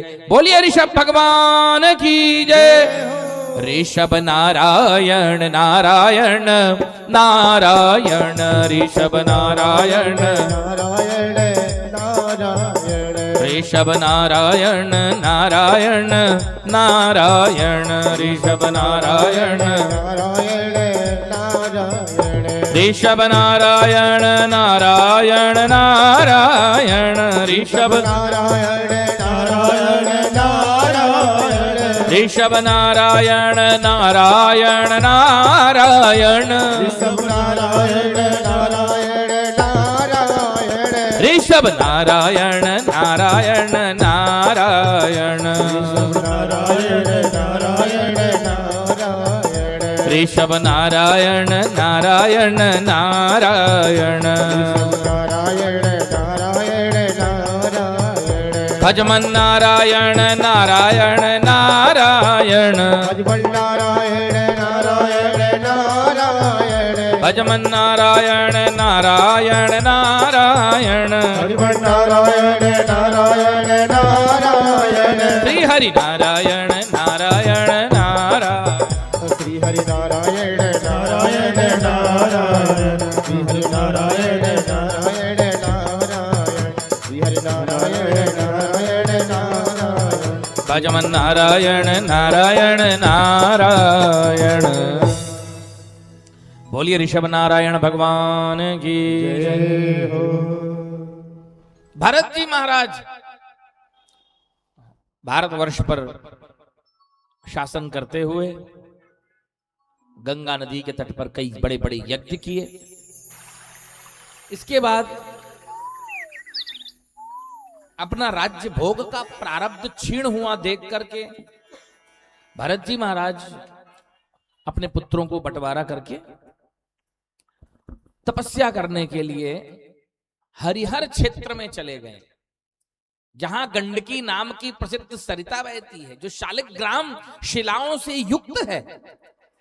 उसी हरिहर क्षेत्र में भरत जी महाराज तपस्या करने के लिए गए हैं। अब वो राजा भरत नहीं है, अब वो मुनि भरत बन चुके हैं। क्या बन चुके हैं? मुनि भरत। अब मुनि भरत बन करके कठोर तपस्या कर रहे हैं गंडकी नदी के किनारे बैठ। तो एक दिन की बात है, जब मंत्र जाप कर रहे थे गंडकी नदी के किनारे, तो उन्होंने देखा कि एक गर्भवती मृगी वहां आकर के जल पी रही। और जैसे ही वो गर्भवती मृगी ने जल पीना प्रारंभ किया, पीछे से एक शेर ने आकर के जोरदार दहाड़ लगाई। और सिंह की दहाड़ को सुनकर के वो गर्भवती मृगी भयभीत हो गई, नदी पार करने के लिए छलांग लगाई है। जैसे ही छलांग लगाई, उसके पेट का बच्चा नदी में गिर गया। और वो गर्भवती मृगी दूसरी ओर जब गिरी तो चट्टान में उसका सर टकराया। बेचारी किसी गुफा में जाकर के मर गई, प्राण छोड़ दी। और वो मृग का बच्चा, मृग छौना, और पानी में डूबते जा रहा है, तैरते जा रहा है, बहते जा रहा है, पैदा ही हुआ है वो। मुनि भरत ने देखा, उनसे नहीं रहा गया, तुरंत अपनी माला को फेंके, ताड़ करके छलांग लगाए हैं नदी में, और उस डूबते हुए मृग छौने को बचा करके अपनी कुटिया में ले आए। यहां तक तो अच्छी बात है, किसी की प्राण बचा लेना आपका बहुत बड़ा भजन है, समझो।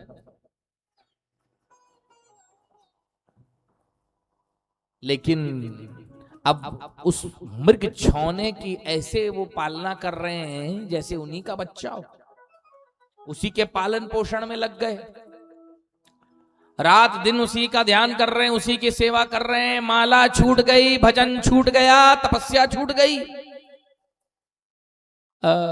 वो मृग का बच्चा थोड़ा बड़ा हुआ, मृग के झुंड को देखा, बोला कि यही मेरे रिश्तेदार हैं। ये दो पैर वाला तो जबरदस्ती मुझको बांध के रख लिया, भाग गया। मृग के झुंड को देख करके और मुनि भरत उसी मृग छौने की याद में तड़प तड़प के अपना प्राण छोड़ दिए। याद रखो, अंतमति सो गति। अंतिम समय में तुम जो सोचते रहोगे ना, अगले जन्म में तुमको वही मिलेगा। इतनी तपस्या किए थे, इतने बड़े राजा थे, सब त्याग करके तपस्या करने आए, लेकिन मृग के बच्चे में मोह करने के कारण अगले जन्म में भरत जी को भी मृग बनना पड़ा। मृग योनि में चले गए बेचारे, हिरण बन गए। कहां इतने बड़े तपस्वी थे, अब हिरण बने हैं। लेकिन इतनी तपस्या किए थे कि पिछले जन्म की सारी बातें उनको याद थीं। पछताते थे कि कहां से कहां मैं मृग छौने के मोह में फंस गया। अच्छा खासा भजन कर रहा था, लेकिन मेरे को भी अब मृग बनना पड़ गया। कोसते थे, काल आया, मृग का शरीर छूट गया। वैसे भी सूखे पत्ते खाकर वो गुजारा कर रहे थे, वो तो चाह ही रहे थे कि जल्दी से जल्दी मृत्यु आ जाए, मेरे शरीर छूट जाए। सूखे पत्ते खाते थे, जहां भगवान की कथा होती थी वहां बैठ जाते थे। लोग भी देखकर समझ जाते थे कि हाँ कोई ना कोई ये दिव्य आत्मा है।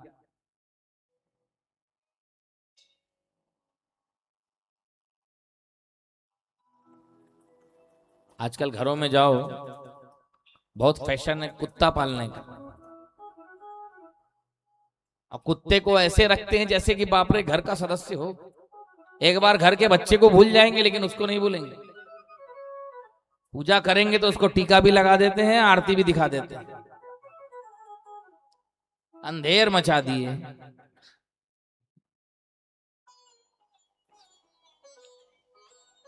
अरे कुत्ता जिस पात्र में खा लेता है वो पात्र दूषित हो जाता है। कुत्ता जिधर भ्रमण करता है, विचरण करता है, पितृ उस घर से चले जाते, पितृ नहीं आते वहां। ठीक है, प्राणी है, अच्छी बात है, जीवात्मा है, अच्छी बात है, मगर पूजा पाठ का, भजन का भी कुछ नियम है। हाँ, तुम्हारा 5 एकड़ का घर है तो ले लो, घर के बाहर ही बाहर घूमता रहेगा, लेकिन छोटे से घर में घर के अंदर उसको रखना बहुत गलत बात है।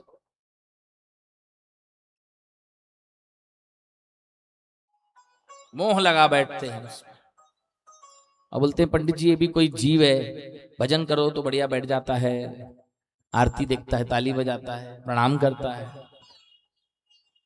मनुष्य जीव में ऐसा, मनुष्य देह में इतना भजन किए होते तो ये बनना ही नहीं पड़ता।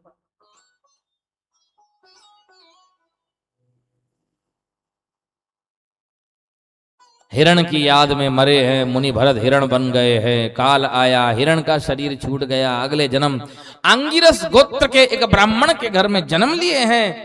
ब्राह्मण घर में जन्म लिए हैं भरत जी महाराज। पिछले जन्म की सारी बातें याद हैं। जानबूझकर अपने आप को पागल बना दिए कि कोई मेरे से प्रेम ना करे, कोई मेरे से बातचीत ना करे, कुछ ना करे। मैं किसी से प्यार नहीं करूंगा, किसी से बात भी नहीं करूंगा, ओके, एकांत में रहूंगा। जानबूझकर अपने आप को पागल जैसा दिखाते, कोई उनसे प्रेम नहीं करता। लेकिन जो पिताजी थे उनके, वो उनसे बड़ा प्रेम करते थे और कुछ ना कुछ अपने बेटे को सिखाते रहते थे। स्वस्ति वाचन याद कराते, गायत्री मंत्र याद करवाते। लेकिन जो जानबूझ के पागल बनाए वो कुछ याद नहीं करने वाला। जड़ भरत कुछ भी याद नहीं करते थे, बिल्कुल जड़ बन गए थे। पिता के शरीर त्यागने के बाद भाइयों ने जड़ भरत जी को घर से निकाल दिया। पड़ोसियों के घर जाकर के झूठे बर्तन मांजने लग रहे हैं, साफ सफाई कर रहे हैं। भाइयों ने देखा कि अच्छी बदनामी कर रहा है ये, दूसरे के घर जाकर के बर्तन मांज रहा है। अपने घर में लगा दो, अपने खेत में लगा दो, काम काज में लगा दो। खेत की रखवाली करने लगा दिए भरत जी को। भरत जी तो भरत जी हैं, रखवाली करने के बजाय और उल्टा कहते थे, राम की चिड़िया राम के खेत, खा ले चिड़िया भर भर पेट। राम की चिड़िया राम के खेत, खा ले चिड़िया भर भर पेट। भाई बोले ये तो बिल्कुल वाकई में किसी काम का नहीं है, इसको दूर फेंको, दूर भगा दो, घर से दूर, गांव के बाहर छोड़ के आए। बोले इस गांव में आना ही नहीं, तो घर में रखो तो नुकसान, घर से निकाल दो तो पड़ोसियों के घर जाकर बर्तनबाजी मांडा धोता है, चल गांव से बाहर जा। डाकुओं का एक सरदार था, पुत्र की कामना से उसने मनुष्य की बलि देने का संकल्प लिया था। अब संजोग से उसे एक पुत्र हो भी गया, तो एक पुरुष को मंगवाया, पिंजड़े में बंद कर दिया बलि देने के लिए। और जिस दिन उसकी बलि दी जाने वाली थी, ठीक उसके एक दिन पहले वो पिंजड़ा तोड़ के भाग गया। अब डाकुओं का सरदार बोला कि जाओ जो भी मिलता है उसको पकड़ के ले आओ, हमको थोड़ी ना उसको रखना पालना है, सीधा लाते ही बलि दे देंगे। तो डाकू लोग ढूंढने के लिए निकले रात के समय, तो यही जड़ भरत मिल गए विचरण करते हुए, इन्हीं को पकड़ के ले आए। जड़ भरत भी चले जा रहे हैं, कुछ नहीं बोलते, कुछ रहे बोल कुछ नहीं, वो जड़ है। आप जो बोलोगे हाँ, अपना कोई दिमाग नहीं लगाना, कोई सवाल नहीं, कोई जवाब नहीं, हाँ ठीक, चले चलो चले चलो, साथ में ले जाओ ले जाओ। नहला दिए, नहा लिए, थाली में 56 भोग परस के दिए, आ रहे हैं, खाना है बढ़िया, आराम से बोले। अरे मन में सोच रहे हैं कि पिताजी के जाने के बाद आज ही ढंग का खाने को मिला है, भाभियां तो कुछ खिलाती नहीं थी। डट के भोजन किए, टीका लगाया गया, उनको माला पहनाया गया, वो पहन लिए, खुश हैं बड़े। कुछ नहीं पूछ रहे कि क्यों कर रहे हो तुम लोग, कुछ नहीं कर रहे हो करो। टीका लगाना है, हाँ लगा दो, माला पहनाना है, पहना दो। और देवी भद्रकाली की मूर्ति के सामने सिर नीचा करके उनको बिठा दिए, वो बैठ गए। कुछ नहीं फर्क, कोई नहीं फर्क, उनको जड़ है। अब डाकुओं का पुरोहित आकर के मंत्र पढ़ने लगा, और डाकुओं का सरदार आया है और मंत्र के बीच में तलवार लेकर के वो तैयार है बलि देने के लिए। और जैसे ही बलि देने के लिए तैयार हुआ, देवी भद्रकाली को सहन नहीं हुआ।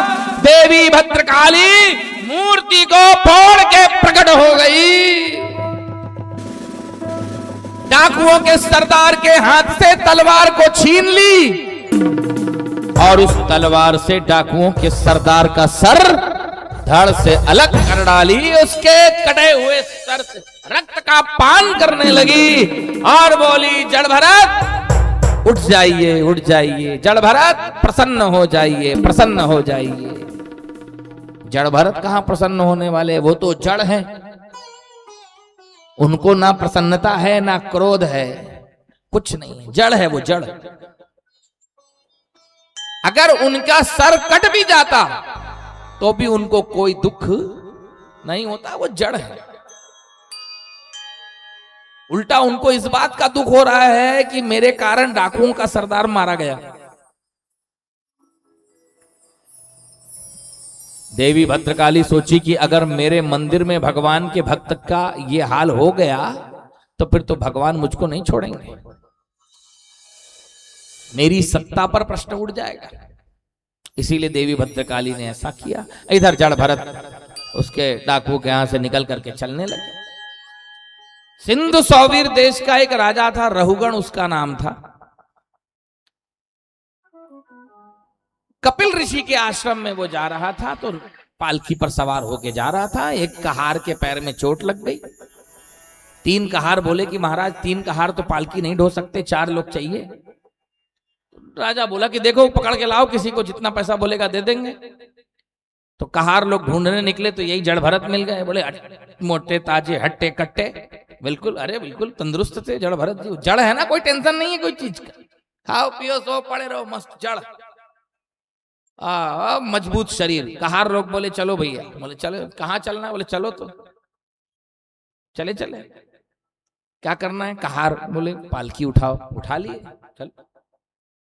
पालकी ढो करके चलते जा रहे हैं, लेकिन वो जड़ भले हैं लेकिन संत हैं, और संतों की आदत होती है कि वो जमीन में देखते हुए चलते हैं, कोई जीव जंतु नीचे आकर मर ना जाए, इसलिए नीचे देखते हुए चलते हैं। जड़ भरत भी नीचे देखते चल रहे थे, और जहां चींटी की लाइन दिखती, कुछ दिखता, कोई कीड़े मकोड़े दिखते तो किनारे हो जाते, कभी उछल जाते, है ना भाई, दब के मर ना जाए। और जैसे ही जड़ भरत उछलते थे पालकी उछलती थी, और जब पालकी उछलती थी तो उसके भीतर बैठा हुआ राजा भी उछलता था।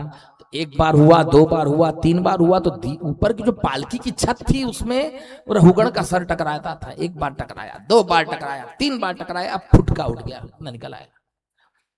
राजा रहुगण कहारों को डांटा कि क्यों तुम लोग उछल कूद मचाते हुए क्यों चल रहे हो, अरे सीधे से चलो ना भाई, मुझे तकलीफ हो रही है। तो कहार डर गए, बोले महाराज हमारी गलती नहीं है, ये नया कहार जो अभी लगाया गया है पालकी में, ये बड़ी उछल कूद मचा रहा है, आप इसको समझाइए।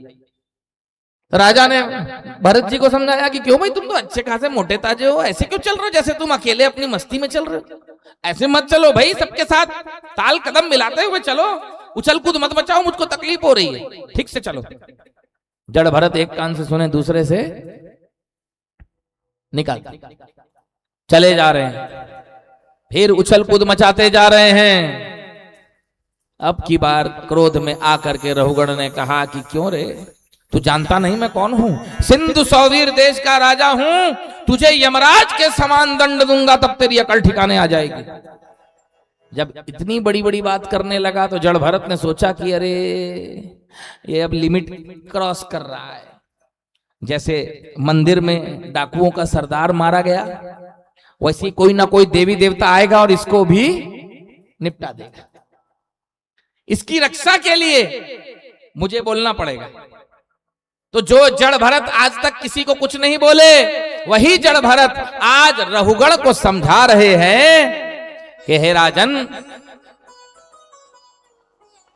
ये जो आपने बात कही दंड देने की, तो मैं आपको बता दूं, मैं शरीर नहीं हूं, मैं आत्मा हूं। मोटा और पतला शरीर होता है, आत्मा नहीं होती। रास्ते पर शरीर चलता है, आत्मा नहीं चलती।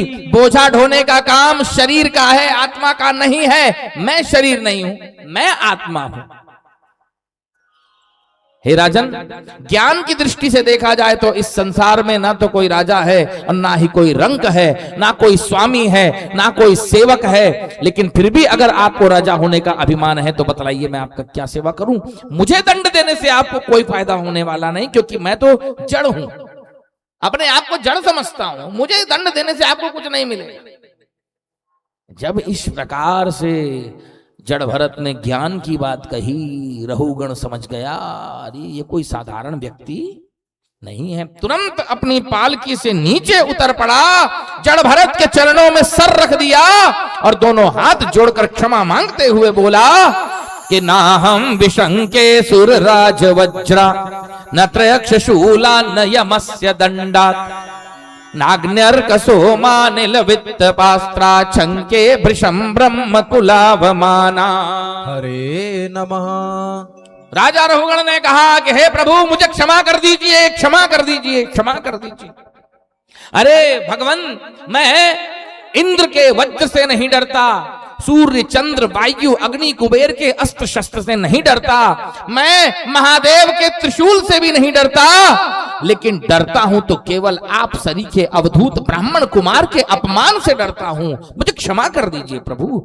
आपके प्रभाव को ना जानने के कारण मैंने आपको बहुत सी अनाप शनाप बातें कही, मुझे क्षमा कीजिए। लेकिन मेरे मन में एक बात का संदेह उठ रहा है। आपने कहा कि आप शरीर नहीं हैं, आत्मा हैं। आपने कहा कि मोटा और पतला शरीर होता है, आत्मा नहीं होती। आपने कहा कि रास्ते पर शरीर चलता है, आत्मा नहीं चलती। आपने कहा कि शरीर बोझा ढोता है, आत्मा बोझा नहीं ढोती। आपने कहा कि शरीर को कष्ट होता है, आत्मा को कष्ट नहीं होता। मैं शरीर नहीं हूं, मैं आत्मा हूं, मुझे कष्ट नहीं होता। ये बात मेरी समझ में नहीं आ रही है प्रभु। मेरा ये मानना है कि जब शरीर को कष्ट होता है तब आत्मा को भी कष्ट होता है। जैसे चूल्हे पर बटलोई चढ़ाई जाती है, बटलोई में पानी डाला जाता है, ऊपर उसमें चावल डाल दिया जाता है, नीचे आग लगा दी जाती है, तो आग बटलोई में लग रही है, लेकिन फिर भी पानी उबलने लगता है, चावल पक जाता है। इसी प्रकार से जब शरीर को कष्ट होता है तो आत्मा को भी कष्ट होता है। लेकिन आप कह रहे हैं कि शरीर को कष्ट होने पर आत्मा को कष्ट नहीं होता, तो ये बात आप मुझको समझाइए कि ये कैसे आप कह रहे हैं। जड़ भरत ने मुस्कुराते हुए कहा कि बेटा रहुगण, तुम्हें ज्ञान कुछ है नहीं। तुम व्यवहार की बात को सत्य मानते हो, जबकि व्यवहार झूठा है। उसी बटलोई में अगर चावल की जगह पत्थर छोड़ दिया जाए तो क्या वो पक जाएगा? क्या वह पत्थर चुर जाएगा? नहीं महाराज। इसी प्रकार से जिसका ज्ञान दृढ़ है उसे सांसारिक कष्ट में अनुभूति नहीं होती। जैसे प्रहलाद जी को अनेकों कष्ट दिए गए, लेकिन प्रहलाद जी का बाल भी बांका नहीं हो सका, उनका भजन चलता रहा है। जब इस प्रकार जड़ भरत से रहुगण ने सुना तो रहुगण का अज्ञान रूपी पर्दा हट गया। रहुगण वहीं बैठ गए जड़ भरत के चरणों में, जड़ भरत की सेवा करते हुए। अंत में रहुगण भी दिव्य धाम को चले गए और भरत जी तो मुक्त ही थे। ऐसा कहा जाता है, कहीं कहीं संतों ने कहा है कि ये रहुगण पिछले जन्म में वही मृग का बच्चा बना था, वही मृग छौना था जिसको मुनि भरत नदी में छलांग लगा करके बचाए थे। वही मृग छौना राजा बना था और इस बार जड़ भरत के मुख से उपदेश प्राप्त करके वो मुक्त हो गया। बोले वृंदावन बिहारी लाल की जय। इसीलिए तो कहा जाता है संतन के संग लाग रे तेरी अच्छी बनेगी, संतन के संग लाग रे तेरी अच्छी बनेगी। हाँ संतन के संग लाग रे तेरी अच्छी बनेगी, संतन के संग लाग रे तेरी अच्छी बनेगी। अच्छी बनेगी तेरी बिगड़ी बनेगी, अच्छी बनेगी तेरी बिगड़ी बनेगी। अच्छी बनेगी तेरी बिगड़ी बनेगी, अच्छी बनेगी तेरी बिगड़ी बनेगी। होगा तेरा बड़ा भाग रे तेरी अच्छी बनेगी, होगा तेरा बड़ा भाग रे तेरी अच्छी बनेगी। संतन के संग लाग रे तेरी अच्छी बनेगी। करने के संग लाग रे तेरी अच्छी बनेगी। कागा से तो है हंस बनावे, कागा से हो है हंस बनावे। कागा से तो है हंस बनावे, कागा से तो है हंस बनावे। हंस बनावे हाँ हंस बनावे, हंस बनावे हाँ हंस बनावे। अरे मिट जावे मिट जाए तेरो दाग रे तेरी अच्छी बनेगी। आए तेरो दाग रे तेरी अच्छी बनेगी। संतन के संग लाग रे तेरी अच्छी बनेगी। संतन के संग लाग रे तेरी अच्छी बनेगी। हरि बोल।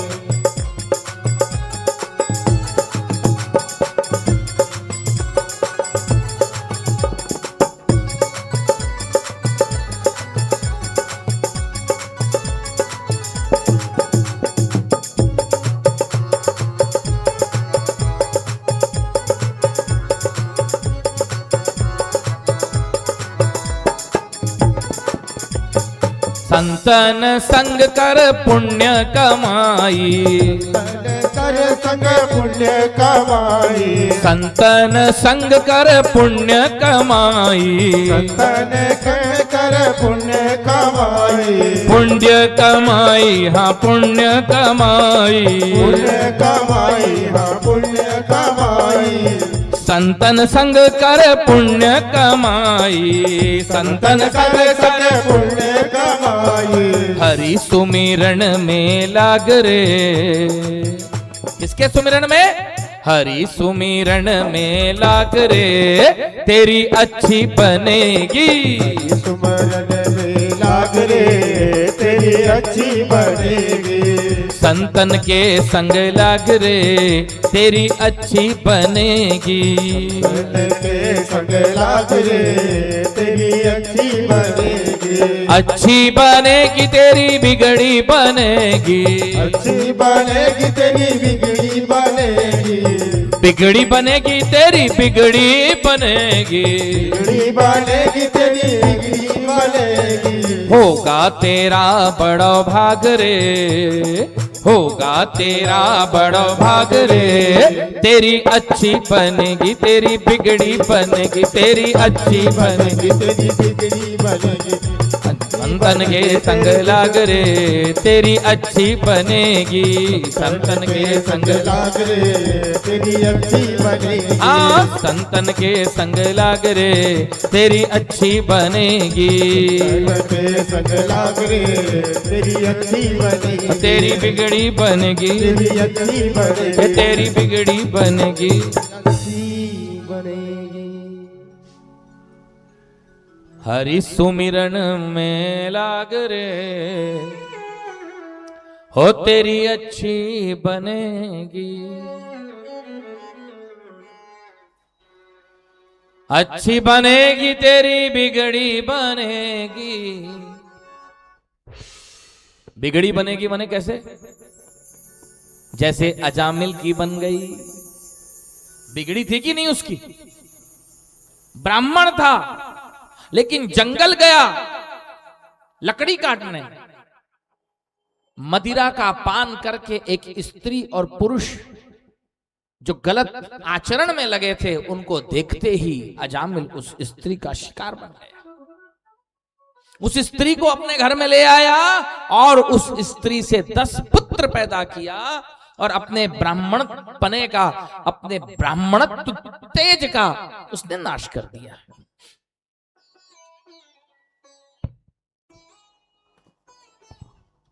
इसीलिए कहा गया संतन के संग ला करे। अजामिल के घर में एक दिन संत आ गए।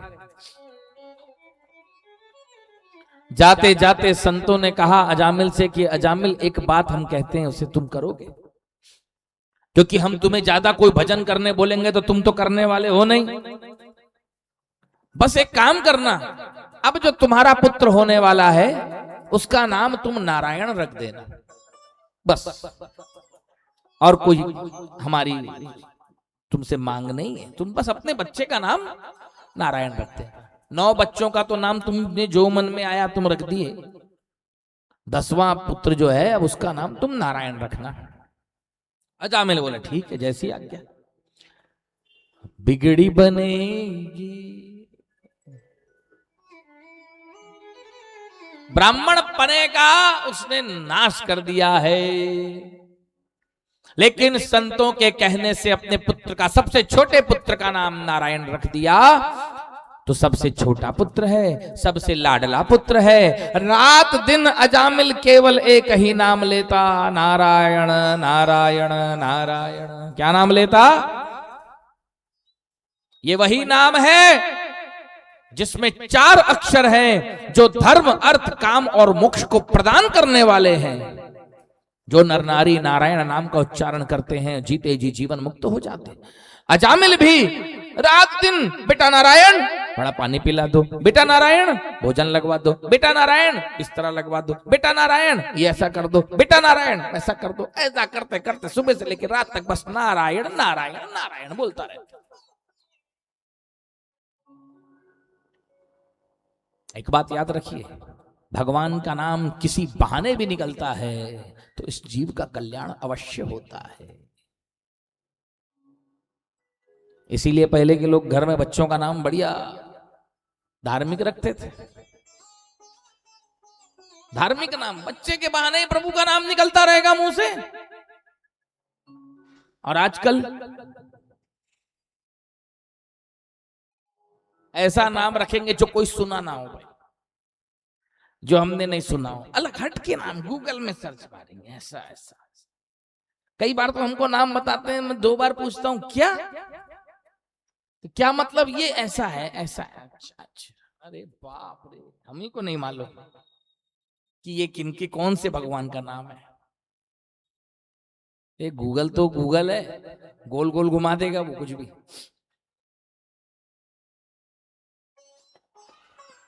बाहर का नहीं तो कम से कम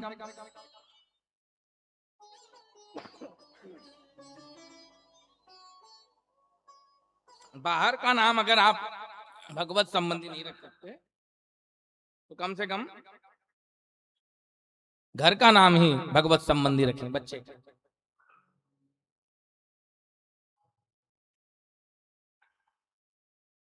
नारायण नाम रखा है संतों के कहने।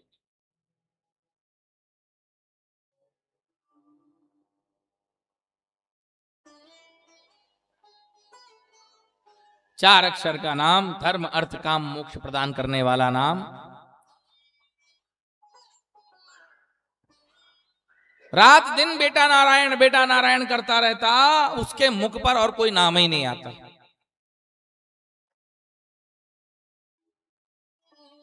मृत्यु का समय निकट आया है।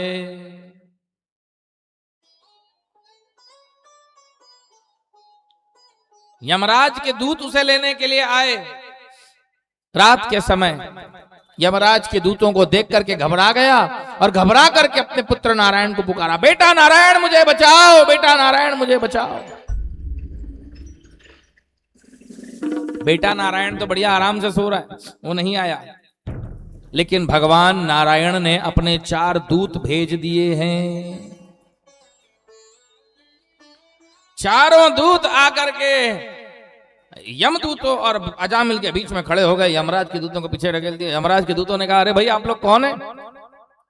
इस पापी अजामिल को ले जाने से हमें क्यों रोक रहे हैं, क्यों मना कर रहे हैं? ये बहुत बड़ा पापी है, इसने अपने ब्राह्मण पने का नाश कर दिया। ब्राह्मण होते हुए भी अनेकों पाप कर्म इसने किए। हम इसे नरक लेकर के जाएंगे, आप क्यों रोक रहे हैं, क्यों बीच में आ रहे हैं? भगवान के पार्षदों ने कहा कि हे यमदूतों, ये नरक जाने का अधिकारी नहीं है। इसने मरते समय भगवान का नाम ले लिया है, और शास्त्र कहता है कि जो मरते मरते भगवान का नाम ले लेता है उसके सारे पाप ताप माफ हो जाते, नष्ट हो जाते। इसने अंतिम समय में भगवान का नाम लिया, ये नरक जाने का अधिकारी नहीं। और अगर तुम्हें मेरी बात पर विश्वास नहीं हो रहा तो जाओ जाकर के अपने मालिक, अपने स्वामी यमराज से पूछ लो, हम सही कह रहे हैं कि गलत कह रहे हैं, जाओ। यमदूत वापस लौट गए। अजामिल खटिया में पड़े पड़े सारा दृश्य देख रहा था, सारी बातें सुन रहा था। अजामिल को सवेरा होते ही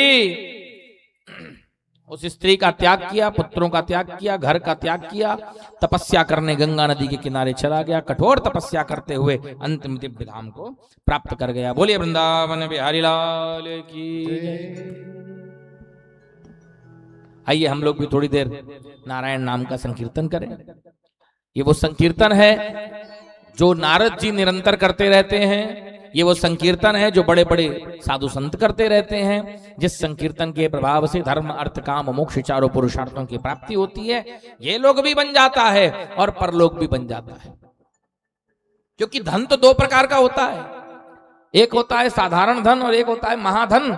साधारण धन केवल यही काम आएगा, परलोक में काम नहीं आएगा। और भगवान का नाम है महाधन, यहां भी काम आएगा, वहां भी काम आएगा, दोनों जगह काम आएगा। नाम रूपी धन को जमा कीजिए।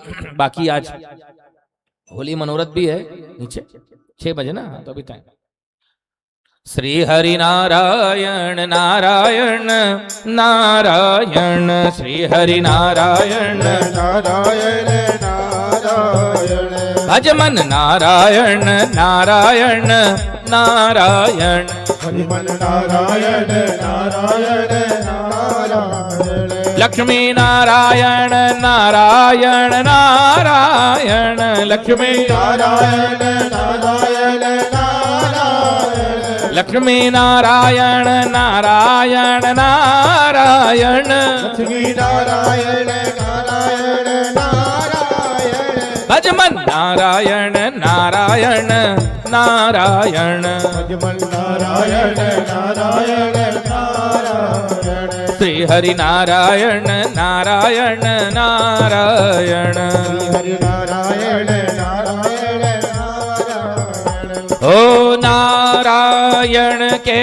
नाम लेत ही, नारायण के नाम लेते ही, नारायण के नाम लेत ही, नारायण के नाम लेते ही, नाम लेत ही, नाम लेत ही, नाम लेते ही, नाम लेते ही, ओ नारायण के नाम लेत ही, नारायण के नाम लेते ही, पाप होत जरि चारायण, हाँ पाप हो जति चारायण, पाप होत जरि चारायण, भज मन नारायण नारायण, श्री हरि नारायण नारायण, ओ लक्ष्मी नारायण नारायण, भज मन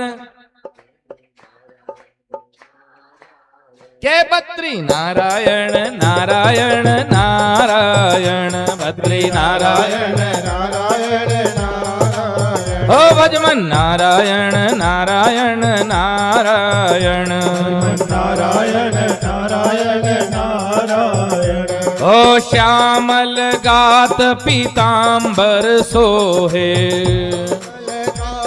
पीतांबर सोहे पीतांबर सोहे पीतांबर सोहे पीतांबर सोहे पीतांबर सोहे श्यामल गात पीतांबर सोहे श्यामल गात पीतांबर सोहे शंख चक्र गदाधारायण शंख चक्र गदाधारायण भजमन नारायण नारायण नारायण नारायण नारायण नारायण श्री हरि नारायण नारायण नारायण श्री हरि नारायण नारायण नारायण के भजमन नारायण नारायण नारायण नारायण नारायण नारायण लक्ष्मी नारायण नारायण नारायण नारायण नारायण नारायण ओ भजमन नारायण नारायण नारायण नारायण नारायण नारायण भजमन नारायण नारायण नारायण नारायण नारायण नारायण बद्री नारायण नारायण नारायण नारायण नारायण नारायण भजमन नारायण नारायण नारायण नारायण नारायण नारायण श्री हरि नारायण नारायण नारायण नारायण नारायण नारायण लक्ष्मी नारायण नारायण नारायण नारायण नारायण नारायण बोलिए श्री हरि नारायण भगवान की। जब यमदूतों ने जाकर के यमराज को सारी बात बताई कि ऐसी ऐसी चीजें हुई, ऐसी घटना घटी है, इसमें आपका क्या कहना है? यमराज ने कहा बिल्कुल ठीक हुआ। तो यमदूतों ने पूछा कि वो 4 पार्षद जो हमें पीछे हटा दिए वो कौन थे? उनमें हमसे ज्यादा ताकत थी। आज तक ऐसा कभी नहीं हुआ कि हम किसी को लेने गए हों और उसे बिना ले हुए आ गए। ये आज पहली बार हुआ है। कौन थे वो? उनमें ऐसी कौन सी शक्ति थी? और आगे हमें लक्षण बता दीजिए कि किसको किसको पकड़ के आपके पास लाएं और किसको ना लाएं। बोलो बांके बिहारी लाल की जय। आज यमराज अपने यमदूतों को लक्षण बता रहे हैं कि कैसे कैसे नर नारियों को पकड़ के मेरे पास लाना और किनको किनको मेरे पास लेके मत आना। कि जिह्वा न भक्ति भगवद गुण नाम ध्येयम, जिनकी जिह्वा भगवान के नाम और गुण का उच्चारण नहीं करती, उनको मेरे पास लेके जरूर आना। चेतश्चन स्मरति तच्चरणारविंदम, जिनका चित्त भगवान श्याम सुंदर के अतिशय सौंदर्यशाली स्वरूप का चिंतन नहीं करता, स्मरण नहीं करता, मनन नहीं करता। कृष्णाय नो नमपि यच्छिर एकदापि, जिनका मस्तक भगवान श्री कृष्ण के चरणों में कभी नहीं झुकता। ताना नयद्वमसतो कृत विष्णु कृत्या, ऐसे भगवान का अपराध करने वालों को पकड़ पकड़ के मेरे पास लेके आना, मैं उनको बड़ा दंड दूंगा। जिनकी जिह्वा पर भगवान का नाम नहीं आता, भगवान का गुण नहीं आता, जिनका हृदय भगवान का ध्यान नहीं करता, चिंतन नहीं करता, जिनका मस्तक भगवान के चरणों में नहीं झुकता, ऐसे पापी नर नारियों को मेरे यहां लेकर के आना। और जिन नर नारियों की जिह्वा पर भगवान का नाम थिरकता रहता है, राधा कृष्ण कृष्ण कृष्ण राधे राधे, राधे श्याम श्याम श्याम राधे राधे। भगवान का नाम जिन नर नारियों की जिह्वा पर थिरकता रहता है, जो नर नारियों के अपने जिन नर नारियों के हृदय में भगवान का दिव्य स्वरूप विराजता है, जो भगवान का ध्यान करते हैं, चिंतन करते हैं, ठाकुर जी की कथा को श्रवण करते हैं, उनका उत्सव मनाते हैं और भगवान को बारंबार जो प्रणाम करते रहते हैं, जिनका मस्तक भगवान के चरणों पर झुकता रहता है, ऐसे नर नारी बड़े से बड़ा पाप कर्म भी अगर किए होंगे ना, मैं ये नहीं कहता कि वो पाप नहीं किए होंगे, अगर किए भी होंगे तो भी उनको लेके मेरे पास मत आ जाना, क्योंकि वे भगवान के भक्त हैं और भगवान के भक्तों को दंड देने की ताकत मुझ में नहीं है। भगवान के भक्तों को भगवान ही दंड दे सकते हैं, मैं नहीं दे सकता। अगर वो कुछ पाप कर्म किए भी हैं तो मैं उनको दंड नहीं दे सकता। उन्हें लेकर के तुम मेरे पास मत आ जाना। भगवान के भक्तों को भगवान ही दंड देंगे। इस प्रकार यमराज ने अपने यमदूतों को समझा दिया है। सुखदेव स्वामी जी कहते हैं कि राजन, भगवान का नाम लेने में कोई नियम नहीं है। कोई भी हो भगवान का नाम ले सकता है।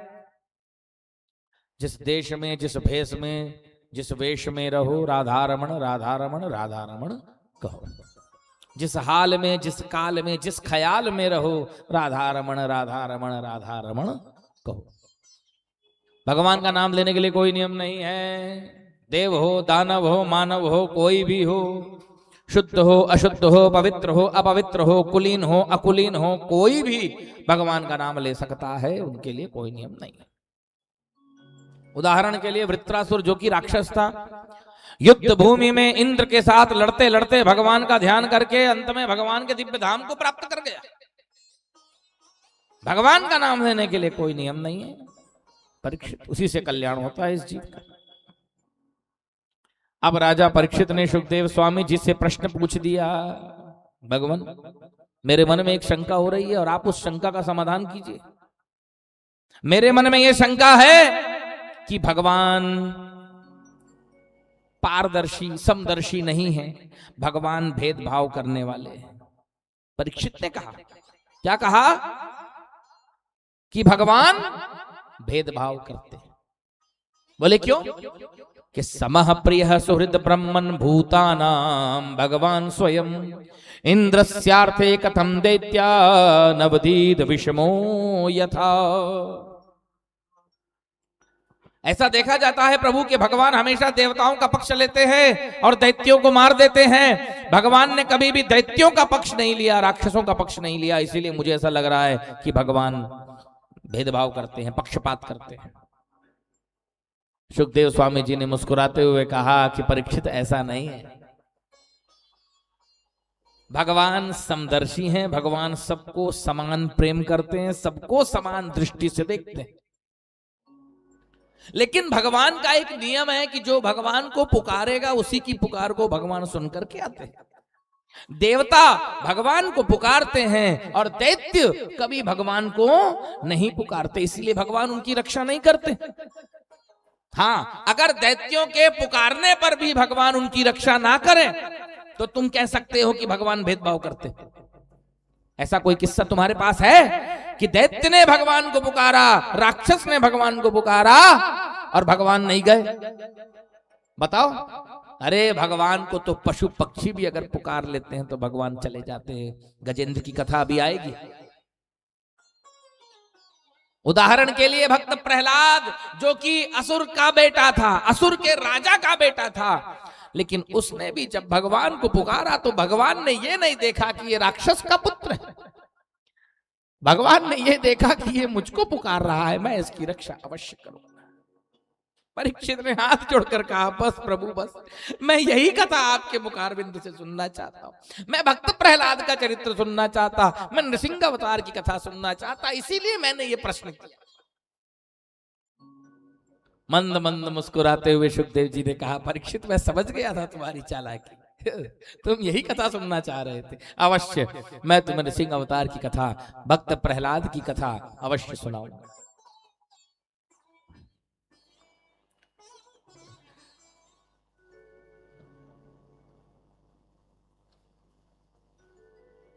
राजन, हिरण्यकश्यप गंधमादन पर्वत पर जाकर के बड़ी कठोर तपस्या किया। उसकी कठोर तपस्या से प्रसन्न होकर के ब्रह्मा जी ने उसे दर्शन दिया और कहा, वरम ब्रूहि, जो वरदान चाहिए मांग लो। हिरण्यकश्यप बोला, मुझे अमर कर बना दीजिए, मेरी मृत्यु कभी ना हो, ये वरदान दीजिए। ब्रह्मा जी ने कहा कि बेटा अमर तो मैं भी नहीं हूं, 100 वर्ष की आयु है मेरी, मैं खुद अमर नहीं हूं, तुझे कैसे अमर बना दूं? दूसरा वरदान मांग। हिरण्यकशिपु ने बुद्धि लगाई, बोला ठीक है दूसरा वरदान दीजिए। मैं न दिन में मरूं, न रात में मरूं, न बाहर मरूं, न अंदर मरूं, न ऊपर मरूं, न नीचे मरूं, न अस्त्र से मरूं, न शस्त्र से मरूं। चैत बैसाख जेठ आषाढ़ सावन भादो क्वार कार्तिक माघ शीष पूष माघ फाग 12 महीने में से किसी भी महीने में ना मरूं, न नर से मरूं, न सिंह से मरूं, किसी से ना मरूं। अब ये वरदान की लिस्ट सुन करके बेचारे भोले भाले ब्रह्मा जी की बुद्धि चक्कर खा गई। ब्रह्मा जी ध्यान लगा के प्रभु से पूछे, प्रभु क्या करूं, ये ऐसा वरदान मांग रहा है, ऐसा वरदान तो आज तक किसी ने नहीं मांगा। हाँ, अगर ये वरदान मैंने इसे दे दिया तो फिर तो ये तो मरेगा ही नहीं। भगवान ने कहा, अरे ब्रह्मा जी वो चिंता आप मत कीजिए, वो मेरा काम है। ये जो भी वरदान मांग रहा है दे दीजिए। ब्रह्मा जी बोले, प्रभु 12 महीने में से किसी भी महीने में ना मरू बोल रहा है, फिर कब मारोगे आप इसको? भगवान बोले, चिंता मत करो, मैं 13वां महीना पुरुषोत्तम मास प्रकट कर दूंगा। बोलो बाके बिहारी लाल की जय। अभी आ रहे हैं पुरुषोत्तम मास, 2.5 साल 3 साल में एक बार आते, 16 मई से 14 जून, मासों में मास पुरुषोत्तम मास। साक्षात प्रभु ही है। अखंड दीप जलाओ, भागवत सुनो, रामायण सुनो, पुरुषोत्तम मास महात्म का पाठ करो, प्रतिदिन एक अध्याय का पाठ करो, अखंड दीप जलाओ प्रभु के पास 1 महीना पूरा। तिल के तेल से जलाओ, चाहे घी से जलाओ, शुद्ध घी से जलाओ, चाहे तिल के तेल से जलाओ। पुरुषोत्तम मास में उस समय समझ लो प्रभु का ही समय है। उसमें किया गया कोई भी धार्मिक कार्य, भजन पूजन कई गुना फल देता है, कई गुना आनंद देता है। भगवान ने ब्रह्मा जी से कहा कि भाई चिंता मत करिए, आप ये जो भी वरदान मांग रहे हैं इसे दे दीजिए ना। हाँ, जब ये मेरे भक्त को कष्ट देगा, जब ये उसे मारने के लिए तत्पर हो जाएगा, उसी क्षण में अवतार लेकर के इसे मार डालूंगा। आप चिंता मत करो, इसे जो भी वरदान चाहिए दे दो। ब्रह्मा जी ने कहा ठीक है प्रभु, आपकी जैसी आज्ञा। ब्रह्मा जी हिरण्यकश्यप से बोले कि देखो हिरण्यकश्यप, जो भी वरदान तू मांग रहा है यद्यपि ये बहुत कठिन है, लेकिन फिर भी मैं तुझे ये वरदान दे रहा हूं, तथास्तु। अब वरदान प्राप्त करके हिरण्यकश्यप इतना शक्तिशाली हो गया कि सारे देवता उससे भयभीत होकर के गुफा में जाकर के छिप गए। इधर हिरण्यकश्यप की पत्नी का नाम था कयाधु, जिसके गर्भ से भक्त प्रहलाद का जन्म हुआ है। तो जिसके स्वभाव से सभी को आह्लाद होता था, आह्लाद माने आनंद, जिनका स्वभाव इतना अच्छा था, इतना बढ़िया था कि उनके स्वभाव से सभी को आह्लाद मिलता था, अतः उनका नाम प्रहलाद रखा गया। बोलिए भक्त प्रहलाद की।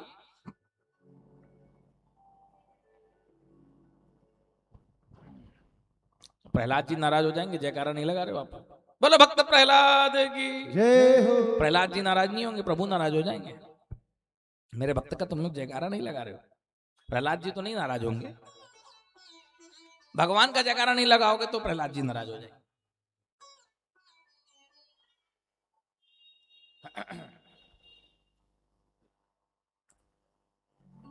बालक धीरे धीरे बड़ा होने लग रहा। एक दिन प्रहलाद आदि बालकों को शुक्राचार्य के पुत्र षंडामर्क के यहां शिक्षा अध्ययन के लिए भेज दिया गया। छल कपट की शिक्षा, प्रपंच की शिक्षा पाठशाला में पढ़ाई जाती थी। भक्त प्रहलाद एक कान से सुनते थे, दूसरे कान से निकाल देते थे। भगवान की भक्ति का रंग रंग गया था, उनको रंग चढ़ गया था। भगवान की भक्ति का रंग पहले तो आसानी से चढ़ता नहीं है, लेकिन अगर एक बार चढ़ जाए तो फिर उतरने वाला नहीं है। भक्त प्रहलाद के ऊपर भगवान की भक्ति का रंग चढ़ गया था। पाप कपट की शिक्षा नहीं सीखते थे, एक कान से सुनते दूसरे कान से निकाल देते। एक दिन हिरण्यकश्यप अपने पुत्र प्रहलाद को बुलाया, गोद में बिठाया, बोला बेटा गुरु जी के यहाँ तुमने जो भी शिक्षा प्राप्त किया है बताओ तो जरा, मैं भी तो सुनूं तुमने क्या सीखा।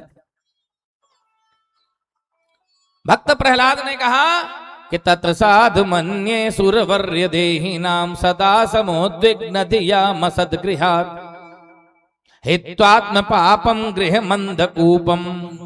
पिताजी मैंने अपने गुरुदेव के आश्रम में यही सीखा है कि घर गृहस्थी एक अंधे कुएं के समान है, इसमें जो जीव गिर जाता है वो अपना कल्याण नहीं कर पाता।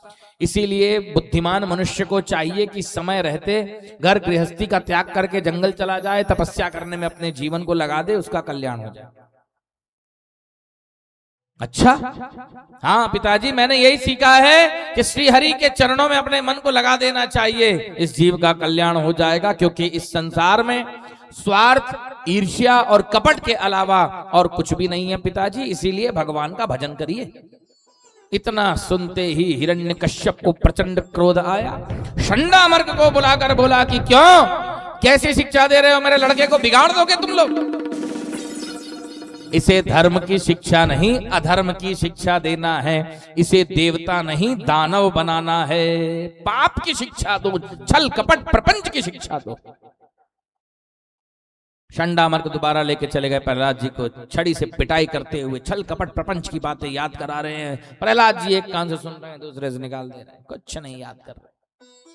3 महीने के बाद हिरण्यकश्यप दोबारा प्रहलाद जी को बुलाया, गोद में बिठाया, बोला बेटा प्रहलादानुचिताम तात स्वधीतम किंचिदुत्तमम काले नैतावतायुष्मन् यत् शिक्षत गुरुर् भगवान। इतने दिनों के बाद तुमने जो भी सीखा है मुझे बताओ। तो अब की बार प्रहलाद जी महाराज नवधा भक्ति पर उपदेश दे डाले। बोलो बांके बिहारी लाल की। श्रवणम कीर्तनम विष्णु स्मरणम पाद सेवनम अर्चनम वंदनम दास्यम सख्यमात्म निवेदनम। हरे नमः। पिताजी, मैंने अपने गुरुजी के यहाँ यही सीखा है। श्रवणम कीर्तनम विष्णु, भगवान विष्णु की कथा श्रवण करनी चाहिए, भगवान विष्णु के नाम का कीर्तन करना चाहिए, भगवान विष्णु के स्वरूप का स्मरण करना चाहिए, भगवान विष्णु की अर्चना करनी चाहिए, वंदना करनी चाहिए, दास्य भाव से भगवान की भक्ति करनी चाहिए, सख्य भाव से भगवान की सेवा करनी चाहिए और आत्मनिवेदन अर्थात भगवान के प्रति अपने आप को समर्पित कर देना चाहिए। यही नवधा भक्ति करना सर्वश्रेष्ठ अध्ययन है पिताजी। अध्ययन का फल केवल प्रतिष्ठा प्राप्ति नहीं है, विद्या अध्ययन का फल केवल धन प्राप्ति नहीं है पिताजी, विद्या अध्ययन का फल भगवत प्राप्ति है पिताजी। इतना सुनते ही हिरण्यकश्यप महान क्रोध में आया, अपने पुत्र को उठा करके धड़ाम से पृथ्वी पर पटक दिया। सैनिकों को बोला कि इस बालक को ले जाओ, मार डालो इसे, ये विष्णु की भक्ति करता है, बार बार समझाने पर भी नहीं समझ रहा है, इसे मत छोड़ो, इसे मार डालो। हिरण्यकश्यप की आज्ञा मिलते ही सैनिक टूट पड़े हैं बालक प्रहलाद के ऊपर। लेकिन जिसके रक्षक भगवान हो उसका भक्षक इस जगत में कोई नहीं हो सकता। जाको राखे साइया मार सके ना कोई, बाल न बांका कर सके, जो जग बैरी हो रामा, जो जग बैरी हो। तभी तो भक्त प्रहलाद के ऊपर एक से एक कष्ट दिए गए, उनको बहुत भयानक हमले किए गए उनके ऊपर। लेकिन यत्र तत्र सर्वत्र भगवान ने अपने भक्त प्रहलाद की रक्षा किया। ऊंचे ऊंचे पहाड़ों से उन्हें नीचे ढकेल दिया गया, हाथी के पैर से कुचलाने का प्रयास किया गया, बड़े बड़े विषधर सर्पों से डसाने का प्रयास किया गया, अंधेरी काल कोठरी में भूखे प्यासे बंद कर दिया गया। लेकिन हर जगह भगवान ने अपने भक्त प्रहलाद की रक्षा किया। अब हिरण्यकश्यप को उल्टा टेंशन होने लगा कि भाई क्या बात है, ये मरता क्यों नहीं है, कहीं ऐसा ना हो जाए कि इसको मारते मारते मैं ही मर जाऊं। भक्त प्रहलाद ने समझाया पिताजी को कि पिताजी मैं एक निवेदन करना चाहता हूं आपसे, आप सुनेंगे? पिताजी बोले बोल बेटा। भक्त प्रहलाद ने कहा कि गिरी से गिराओ चाहे, नाग से डसाओ चाहे, अग्नि में जलाओ मोहि भय नहीं काल सो, विष ले पिलावो गज से भी कुचलावो, पर प्रीति ना छुड़ावो गिरधारी नंद लाल सो, प्रीति ना छुड़ावो गिरधारी नंद लाल सो। आपको मुझे जो कष्ट देना है दे दीजिए, मैं उफ तक नहीं करूंगा, लेकिन भगवान की भक्ति मत छोड़ाइए, मैं भगवान की भक्ति नहीं छोड़ सकता। आपको जो करना है कीजिए मेरे साथ, जो कष्ट देना है, जो दंड देना है दीजिए, लेकिन भगवान की भक्ति में नहीं छोड़ने वाला। अब तो हिरण्यकश्यप और व्याकुल। हिरण्यकश्यप की बहन आई होलिका, बोले भैया चिंता मत करो ना, मैं आपका काम कर दूंगी। बोले अच्छा कैसे करेगी? बोले ब्रह्मा जी ने मुझे एक ओढ़नी दिया है, बिल्कुल फायर प्रूफ ओढ़नी, उस ओढ़नी को ओढ़ के मैं आग में बैठ जाऊंगी, मैं नहीं जलूंगी। ओढ़नी दिव्य ओढ़नी, और गोद में लिए रहूंगी प्रहलाद को। प्रहलाद जब तक जलेगा नहीं तब तक मैं उसे छोड़ूंगी नहीं। सजाओ, चिता सजाओ। बहुत बड़ी चिता सजाई गई। होलिका बीचों बीच जाकर के बैठ गई, ओढ़नी ओढ़ ली, प्रहलाद जी को गोद में बिठा ली, आग लगाओ। जैसे ही आग लगी, भगवान विष्णु से नहीं रह गया, भगवान ने वायुदेव को बुलाकर कहा कि देखो मेरे भक्त का एक रोवां भी नहीं जलना चाहिए। पवन देव ने कहा हाँ प्रभु ऐसा ही होगा। ऐसी हवा चली, ऐसी हवा चली कि वो ओढ़नी उड़ गई और प्रहलाद के ऊपर आकर गिर गई और प्रहलाद के शरीर में लिपट गई। अब आग जलने लगी है, होलिका जलने लगी, प्रहलाद बच गए। अब जब होलिका जलने लगी, चिल्लाने लगी बचाओ बचाओ बचाओ, अब कहां बचने वाली। लोगों ने देखा कि होलिका जल रही है, प्रहलाद जी बच गए हैं, तो अपने अपने घर से और लकड़ी ला करके डाल दिए कि जल जा, मर जा तू, जो प्रहलाद जी को जलाना चाहती थी तू जल। जो दूसरे को गड्ढे में ढकेलना चाहेगा वो दूसरा तो बाद में गिरेगा, ये पहले खुद ही गिर जाएगा। हिरण्यकश्यप टेंशन में भारी कि अब क्या करूं, इसे मारते मारते कहीं किसी दिन मैं ना मर जाऊं। बहन तो मर ही गई। शंडामर्ग ने कहा कि महाराज आप ज्यादा ही चिंता कर रहे हैं, बच्चे लोग तो छोटे होते तो कुछ भी कुछ बोलते, उनकी बातों को इतने गंभीरता से नहीं लेना चाहिए। हा? बच्चा है 5 बरस का, बड़ा होगा समझदार हो जाएगा, क्यों आप इतने पीछे पड़ रहे हैं बच्चे को? थोड़ा समय दीजिए, इसे बड़े होने दीजिए, हम ले जाते हैं इसे पाठशाला में। हिरण्यकश्यप बोला ले जाओ भाई, क्या कर सकते, खूब पिटाई करते मारते प्रहलाद जी को, लेकिन प्रहलाद जी कुछ नहीं बोलते। बस नारायण नारायण नारायण। एक दिन की बात है, शंडामर्ग किसी काम से बाहर चले गए, पूरे पाठशाला में अब प्रहलाद जी गुरुजी बन गए, और जितने विद्यार्थी थे सबको प्रहलाद जी भागवत धर्म का उपदेश दे रहे हैं। कौमाराचरेत प्राज्ञो धर्मान भागवतानिह दुर्लभम मानुषम जन्म तदप्य ध्रुवमर्थदम। हरे नमः। प्रहलाद जी ने समझाया कि विद्यार्थियों, असुर बालकों, जवानी या बुढ़ापे के भरोसे मत बैठो, बाल अवस्था से ही भजन में मन लगा दो अपना, क्योंकि जो बाल अवस्था से भजन करेगा उसी को भगवत प्राप्ति होगी। वृद्धावस्था में भजन करने वाले को भगवत प्राप्ति नहीं होती, उनका अगला जन्म सुधर जाता है, लेकिन भगवत प्राप्ति तो उसी को होती है जो बाल अवस्था से भगवान का भजन करता है। बाल अवस्था के अच्छे संस्कार जीवन पर्यंत नहीं जानते, इसीलिए जवानी या बुढ़ापे के भरोसे मत बैठो, बचपने से ही भजन करने में लग जाओ। मनुष्य की पूरी आयु 100 वर्ष की होती है। कितने वर्ष की? और उसमें से आधी आयु निद्रा में बीत जाती है, सोने में निकल जाता है आधा जीवन।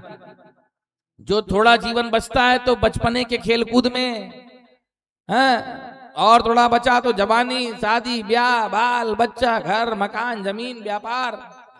बुढ़ापा जब आता है तो भजन करने के लिए समय नहीं बचता, इतना अपना प्रपंच फैला देते हैं, शरीर भी खराब, बुद्धि खराब, सब खराब। भजन करने के लिए अलग से समय मिलने वाला नहीं है। इसीलिए बुद्धिमान मनुष्य वही है जो बाल अवस्था से ही भजन करता चले, सांसारिक काम भी करते रहे लेकिन भजन भी करता चले, रोज भजन के लिए समय निकाले, कथा के लिए समय निकाले, नाम जप के लिए समय निकालता चले। इस भागवत धर्म को जो अपना लेगा उसका जीवन वो जीते जी ही जीवन मुक्त है, सफल है। विद्या का फल केवल प्रतिष्ठा प्राप्ति या धन प्राप्ति नहीं है असुर बाल को, विद्या का फल भगवत प्राप्ति है। भगवान केवल दान तप यज्ञ शौच व्रत आदि से ही प्रसन्न नहीं होते, भगवान तो निष्काम प्रेम निष्काम भक्ति से प्रसन्न होते हैं। इसीलिए भक्ति करो, ऐसा बोलकर प्रहलाद जी महाराज असुर बालकों के साथ में मिलकर के जोरदार भजन करने लगे। एक अर्ज मेरी सुन लो, हाँ एक अर्ज मेरी सुन लो, दिलदार है कन्हैया, एक अर्ज मेरी सुन लो, दिलदार है कन्हैया, दिलदार है कन्हैया, दिलदार है कन्हैया, दिलदार है कन्हैया, दिलदार है कन्हैया, ओ दिलदार है कन्हैया, दिलदार है कन्हैया, दिलदार है कन्हैया, दिलदार है कन्हैया। एक अर्ज मेरी सुन लो, एक अर्ज मेरी सुन लो, हाँ एक अर्ज मेरी सुन लो, एक अर्ज मेरी सुन लो, दिलदार है कन्हैया, एक अर्ज मेरी सुन लो, दिलदार है कन्हैया, कर दो अधम की नैया, कर दो अधम की नैया, ओ कर दो अधम की नैया, कर दो अधम की नैया, भव पार है कन्हैया, एक अर्ज मेरी सुन लो, एक ओ पार है कन्हैया, एक अर्ज मेरी सुन लो। बाके बिहारी लाल की जय हो।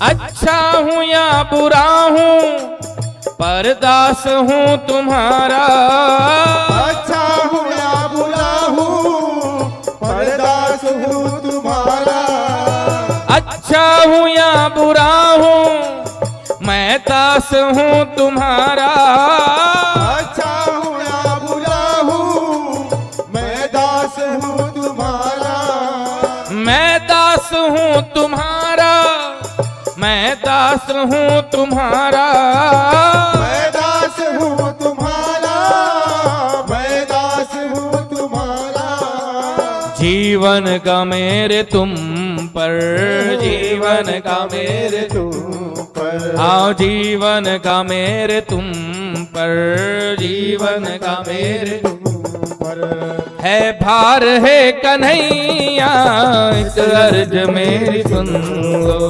दिलदार है कन्हैया, कर दो अधम की नैया, कर दो अधम की नैया, अब पार है कन्हैया, एक अर्ज मेरी सुन लो, दिलदार है कन्हैया, एक अर्ज मेरी सुन लो। हरि बोल।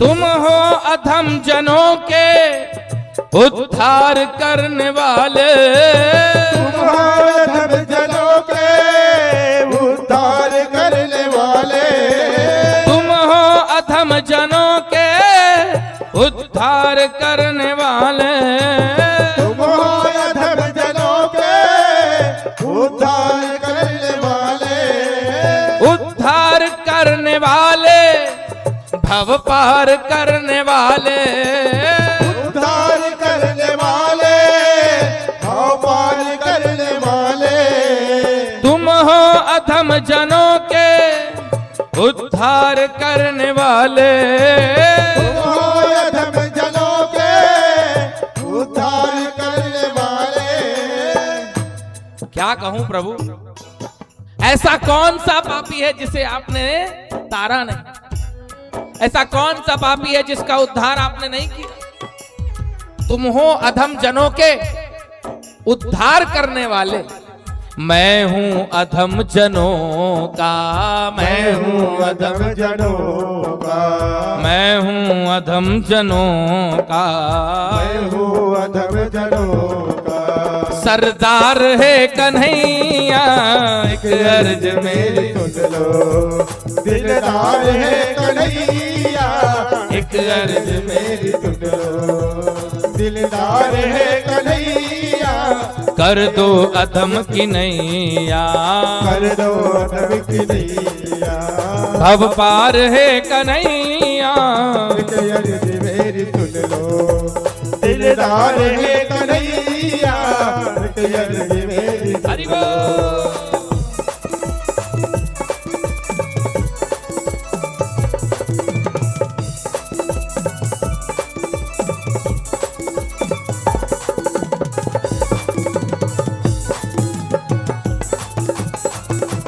श्री राधे।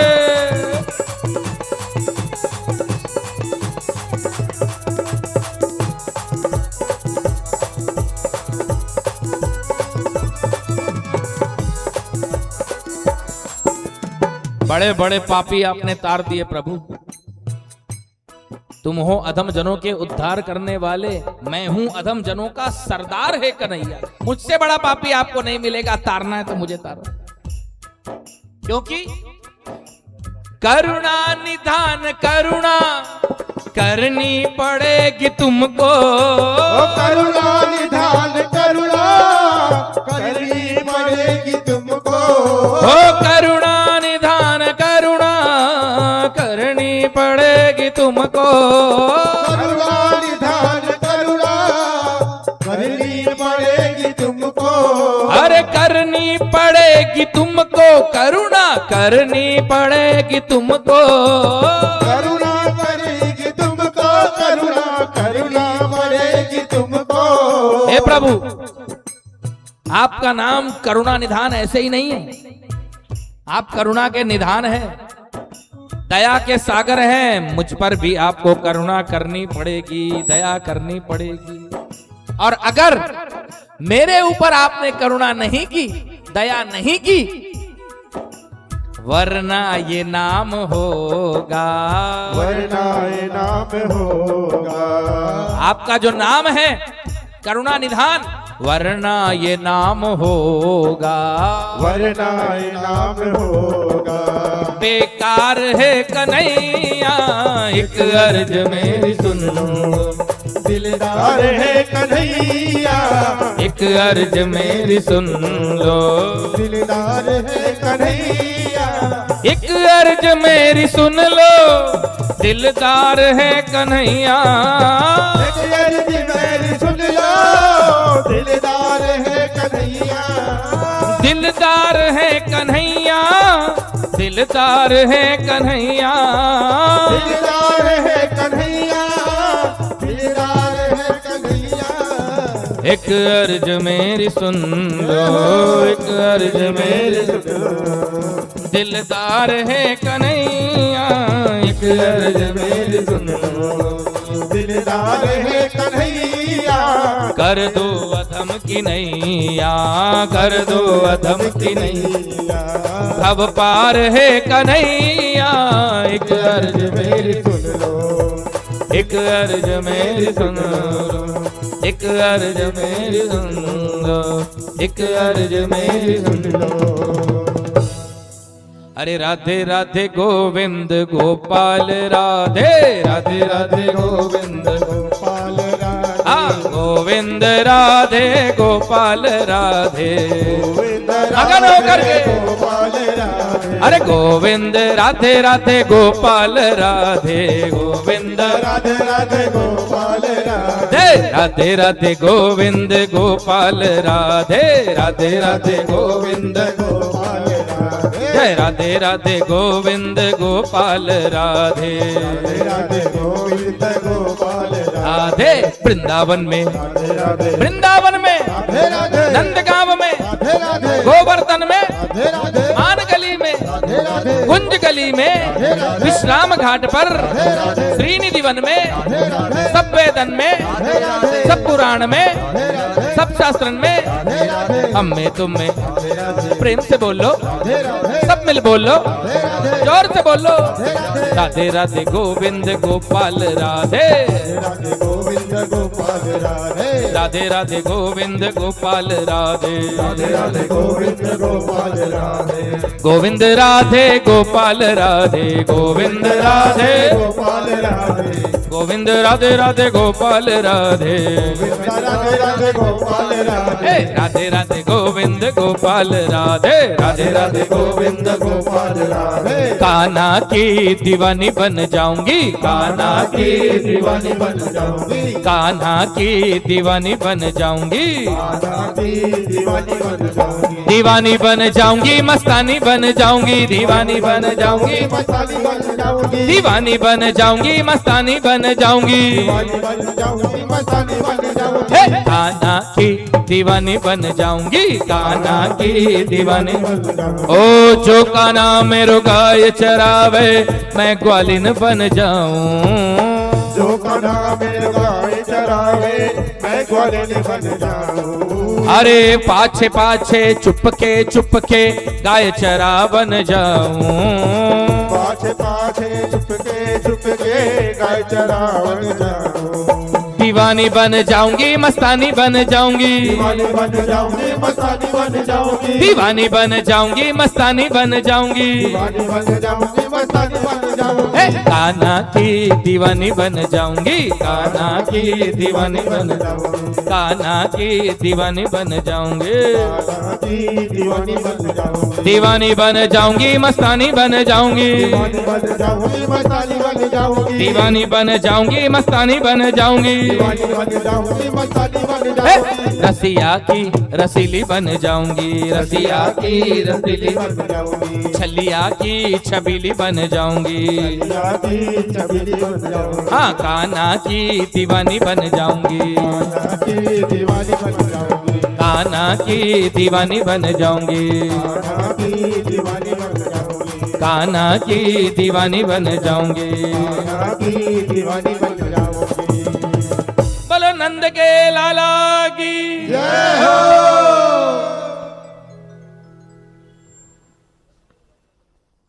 बिल्कुल 10-15 मिनट और चलेगा ही चलेगा क्योंकि अब नृसिंह भगवान आने वाले हैं ना यही बात हो जाती थोड़ा सा भक्त प्रहलाद जैसे भक्तगण अभी मगन हो गए भक्त प्रहलाद जी भी मगन होकर के असुर बालकों के साथ में जोरदार नृत्य करने लगे नृत्य कर रहे हैं मगन होकर के उस नृत्य की उस भजन की आवाज पहुंच गई हिरण्यकश्यप के महल तक हिरण्यकश्यप दौड़ा दौड़ा आया जोर से आवाज लगाया अरे मूर्ख बालक प्रहलाद तू मेरी बात नहीं मानता जिस विष्णु की तू भक्ति कर रहा है वह तेरा विष्णु कहां है प्रहलाद जी ने कहा मेरे प्रभु सर्वत्र हैं बोले अच्छा अगर सर्वत्र है तो मुझे क्यों नहीं दिखता प्रहलाद ने कहा पिताजी आपकी आंखों में काम क्रोध लोभ मोह का पर्दा पड़ा हुआ है इसीलिए वो भगवान आपको नहीं दिख रहे इसीलिए मैंने कहा ईर्ष्या और द्वेष का त्याग करके भजन कीजिए आपको प्रभु के दर्शन अवश्य हो जाएंगे हिरण्यकश्यप ने कहा तू पुत्र होकर अपने पिता को उपदेश दे रहा है कहां है तेरा रक्षक विष्णु क्या तेरा विष्णु इस खंभे में है प्रहलाद ने कहा अस्ति हाँ पिताजी मेरे प्रभु इस खंभे में भी अच्छा इतना सुनते ही हिरण्यकश्यप तलवार लेने के लिए घर चला गया इधर प्रहलाद जी ने सोचा कि मैंने कह तो दिया है कि भगवान इस खंभे में है लेकिन वास्तव में है कि नहीं ये जानने के लिए धीरे से अपना कान लगाए खंभे में कि प्रभु कुछ संदेश देंगे जैसे ही कान लगाए अंदर से आवाज आई बेटा प्रहलाद घबराओ मत मैं तेरी रक्षा करने के लिए आधे घंटे पहले से ही खंभे के भीतर आके बैठ गया मैं जानता हूं आज मैं तेरी सब प्रकार से रक्षा करूंगा, चिंता मत कर। प्रभु की वाणी को सुनते ही प्रहलाद जी की आंखों से आंसू बह चला। इतने में हिरण्यकश्यप ने आकर के जोरदार प्रहार किया है खंभ में, और जैसे ही प्रहार किया वैसे ही भगवान नृसिंह खंभ को फोड़ करके प्रकट हो गए। देवता गण धुंध भी बजाते हुए फूल की वर्षा कर रहे। बोलो नृसिंह भगवान की। निहरिणा तनुजेन्द्र विदारणम कृतमहो निजदास कृपालुनः न च शशि न नभो न नभो गड़ा न रजनी न दिवा न दिवाकर। ऐसा दिव्य रूप प्रभु ने प्रकट किया, न दिन है न रात है, कुछ समझ ही नहीं आ रहा है। न सूर्य नारायण दिख रहे हैं न चंद्र दिख रहे हैं। भयानक रूप प्रकट करके भगवान नृसिंह ने हिरण्यकश्यप को उठा करके अपनी जंघा पर बिठाया और महल के चौखट पर ले जाकर के बैठ गए और बोले कि वो देख हिरण्यकश्यप, ना ये दिन है ना ये रात है, ना तू बाहर है ना भीतर है, चौखट में है, ना ये अस्त्र है ना ये शस्त्र है, मेरे पंजे का नाखून है, इसी से मैं तुझे मारूंगा। बोल, ब्रह्मा ने जो वरदान दिया था वो पूरा हुआ कि नहीं? ऐसा बोलकर भगवान नृसिंह ने 10 दिगंत विजयी हिरण्यकश्यप के वक्षस्थल को विदीर्ण कर डाला। देवता गण धुंध भी बजाते हुए पुष्प की वर्षा कर रहे। बोलो नृसिंह नारायण भगवान की जय हो। सुखदेव स्वामी जी कहते हैं, परीक्षित इस प्रकार से नृसिंह भगवान ने हिरण्यकश्यप का वध कर डाला। लेकिन इसके बाद भी नृसिंह भगवान का क्रोध शांत नहीं हो रहा। देवतागण स्तुति कर रहे हैं, शांत करने की कोशिश कर रहे हैं प्रभु को, लेकिन प्रभु शांत नहीं हो रहे। ब्रह्मा जी ने प्रयास किया, शांत नहीं हुए। शंकर जी भी बोले मैं इनको शांत नहीं कर सकता। लक्ष्मी जी के पास जाकर प्रार्थना की गई कि जाइए जाकर के इनको शांत कीजिए। लक्ष्मी जी भी हाथ जोड़ी, बोली मैं इतना भयानक स्वरूप भगवान का पहले कभी नहीं देखी, मेरी हिम्मत नहीं उनके सामने जाने की। अंत में ब्रह्मा जी ने प्रहलाद से कहा कि बेटा तुम ही जाकर के इनका क्रोध शांत करो। भक्त प्रहलाद दोनों हाथ जोड़कर के चरणों पर गिर पड़े। जैसे ही चरणों पर गिरे हैं, नृसिंह भगवान का क्रोध शांत हो गया। और क्रोध शांत हुआ है, प्रहलाद को गोद में बिठा करके सिर को सहलाने लगे। बोले कि बेटा प्रहलाद, आज मैं तुम पर इतना प्रसन्न हूं कि तुम जो भी वरदान मांगोगे मैं दे दूंगा। बोलो क्या वरदान चाहिए? भक्त प्रहलाद ने कहा, प्रभु मुझे पहला वरदान ये दे दीजिए कि मेरे पिताजी को मुक्त कर दीजिएगा, इनको नरक में मत भेजिएगा। भगवान ने कहा बिल्कुल, तेरा पिता तो उसी दिन मुक्त हो गया जिस दिन तू पुत्र बन करके इनके यहां जन्म लिया। और दूसरा वरदान मांगो। प्रहलाद ने कहा प्रभु दूसरा वरदान ये दीजिए कि आज से दिया जला लो समाप्ति। आज से भक्त प्रहलाद वरदान मांगे, बोले प्रभु कि आज से आप मेरे कुल में जो भी दैत्य राजा बनेगा उसको नहीं मारेंगे। बोले ठीक है बेटा तथास्तु, ये भी वरदान मैंने दिया। तीसरा वरदान मांग, एक और मांग ले।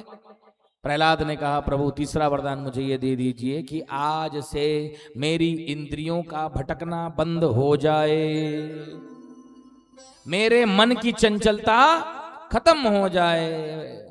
भगवान ने कहा तथास्तु, ये भी वरदान तुझे दे दिया। और वरदान मांग। प्रहलाद जी हाथ जोड़कर चरणों में गिर गए प्रभु के, बोले हे मेरे स्वामी अंतर्यामी, आज मुझे सब कुछ मिल गया, अब कुछ भी नहीं चाहिए। अंत में प्रहलाद जी ने भगवान की आरती उतारा, जैसे अब हम आरती करेंगे। और आरती उतारने के बाद में नृसिंह भगवान अपने दिव्य धाम को चले गए। देवता गण दुंदुभि बजाते हुए पुष्प की वर्षा करे। बोलिए नृसिंह नारायण भगवान की जय। सभी भक्तजनों की सुविधा के लिए यहाँ पर 5 आरती की व्यवस्था की गई है, जिसमें 3 आरती जो है वो सामने में स्थिर रहेगी और 2 आरती जो है वो अन्य भक्तों में एक के बाद एक उसका लाभ ले सकते हैं आरती का। ये 3 आरती जो सामने रहेगी, कृपया उससे आप वसी रहने दीजिएगा उनके यजमान के पास में। और जो 2 आरती है उस आरती से भागवत जी की आरती का लाभ लीजिएगा। कल का कार्यक्रम और साथ ही जो पोथी यजमान है उनके पास भी सारी पोथियों के पास में आरती की व्यवस्था कर दी गई है, तो वे अपने अपने पोथी की आरती कर सकते हैं। अगर वो चाहे तो यहाँ भी कर सकते हैं। जय श्री कृष्ण। कल कृष्ण अवतार है, राम अवतार है। प्रांगण को सुंदर सजाया जाएगा। होली भी खाक का मनोरथ भी है ना शाम का, हाँ बता दो ना। सबको शाम के वैसे तो कल का सूचित कर ड्रेस दिया गया है। कल का ड्रेस कोड भी है, बता रहे हैं। कल का ड्रेस कोड जो है वो येलो कलर का है और सूचना तो दे दी गई है, मैसेज में सभी को मिल गया होगा। अब आरती कर लेते हैं, आरती के बाद में मैं और सूचित कर दूंगा आपको।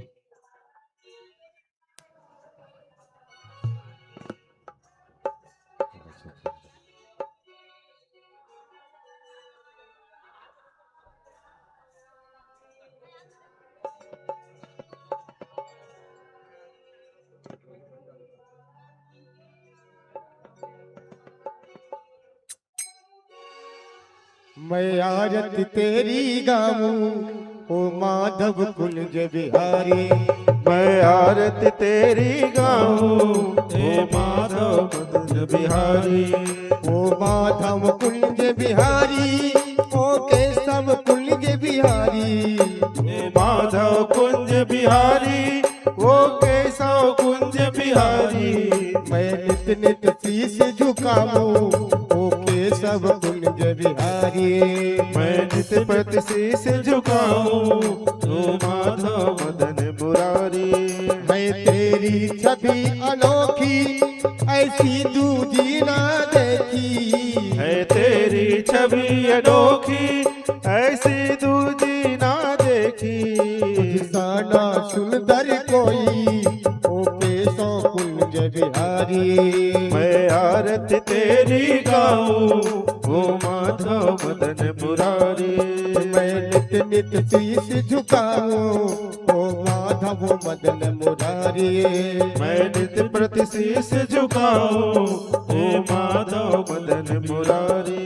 जो आए शरण तिहाई विपदा मिट जाए सारी। जो आए शरण तिहारी विपदा मिट जाती सारी। हम सब पर कृपा रखना ओ जगत के पालनहारी। मैं आरती तेरी गाऊं वो माधव मदन मुरारी। मैं नित नित शीश झुकाऊं ओ केशव कुंज बिहारी। मैं नित नित शीश झुकाऊं ओ माधव मदन मुरारी। चरणों में गंगा प्यारी जिसे सारी दुनिया तारी। चरणों से गंगा जिसे सारी दुनिया तारी। मैं उन चरणों के प्रभु जी गाऊं मैं बलिहारी। मैं आरती तेरी गाऊं ओ माधव मदन मुरारी। ओ माधव कुंज बिहारी ओ केशव कुंज बिहारी। ओ माधव कुंज बिहारी वो केशव कुंज बिहारी। मैं नित नित शीश झुकाऊं ओ केशव कुंज बिहारी। मैं नित प्रति शीश झुकाऊं ओ केशव कुंज बिहारी। मैं आरती तेरी गाऊं ओ केशव कुंज बिहारी। ओ आरती शीश झुकाऊं ओ केशव कुंज बिहारी। ओम कर्पूर गौरव करुणावतारम संसार सारम भुजगेन्द्रहारम। सदा वसंतम हृदयारि वृंदे भवं भवानी सहितं नमामि। मंदार माला चंकुलकालिकाय कपाल माला दिग्धराय। दिगंबराय च दिगंबराय नमः शिवाय च नमः शिवाय। तमेव माता पिता तमेव बन्धु च तथा तमेव। त्वमेव वेद्या द्रविणं त्वमेव सर्वं मम देव देव। हरे राम राम राम हरे हरे। हरे कृष्णा कृष्ण कृष्ण हरे हरे। हरे राम राम राम हरे हरे। हरे कृष्ण कृष्ण कृष्ण हरे हरे। राम राम हरे हरे। हरे कृष्ण कृष्ण कृष्ण हरे राम राम हरे हरे कृष्ण कृष्ण कृष्ण हरे हरे। बोल बांके बिहारी लाल की जय हो। बोल वृंदावन बिहारी लाल की जय हो। बोल व्यास नारायण भगवान की।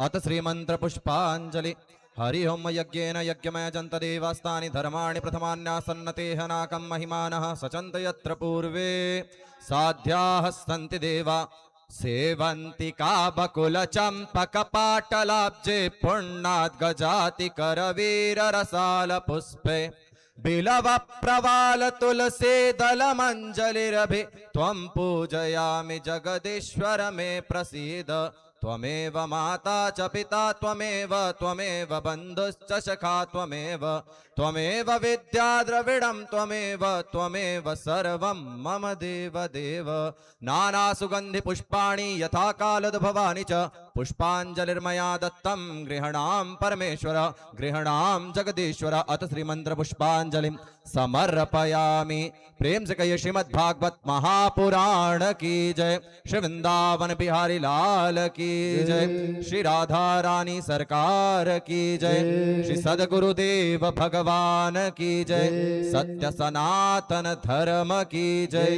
जय जय श्री राधे, जय जय श्री राधे, जय जय श्री राधे श्याम। विजय भव विजय भव विजय भव। सभी यहाँ भक्तजन जो है वो ऐसा लाइन लगा के, आप कैमरा बाहर निकाल देना है, सब यही लाइन लगा के ऐसा परिक्रमा भी करते जाएंगे। और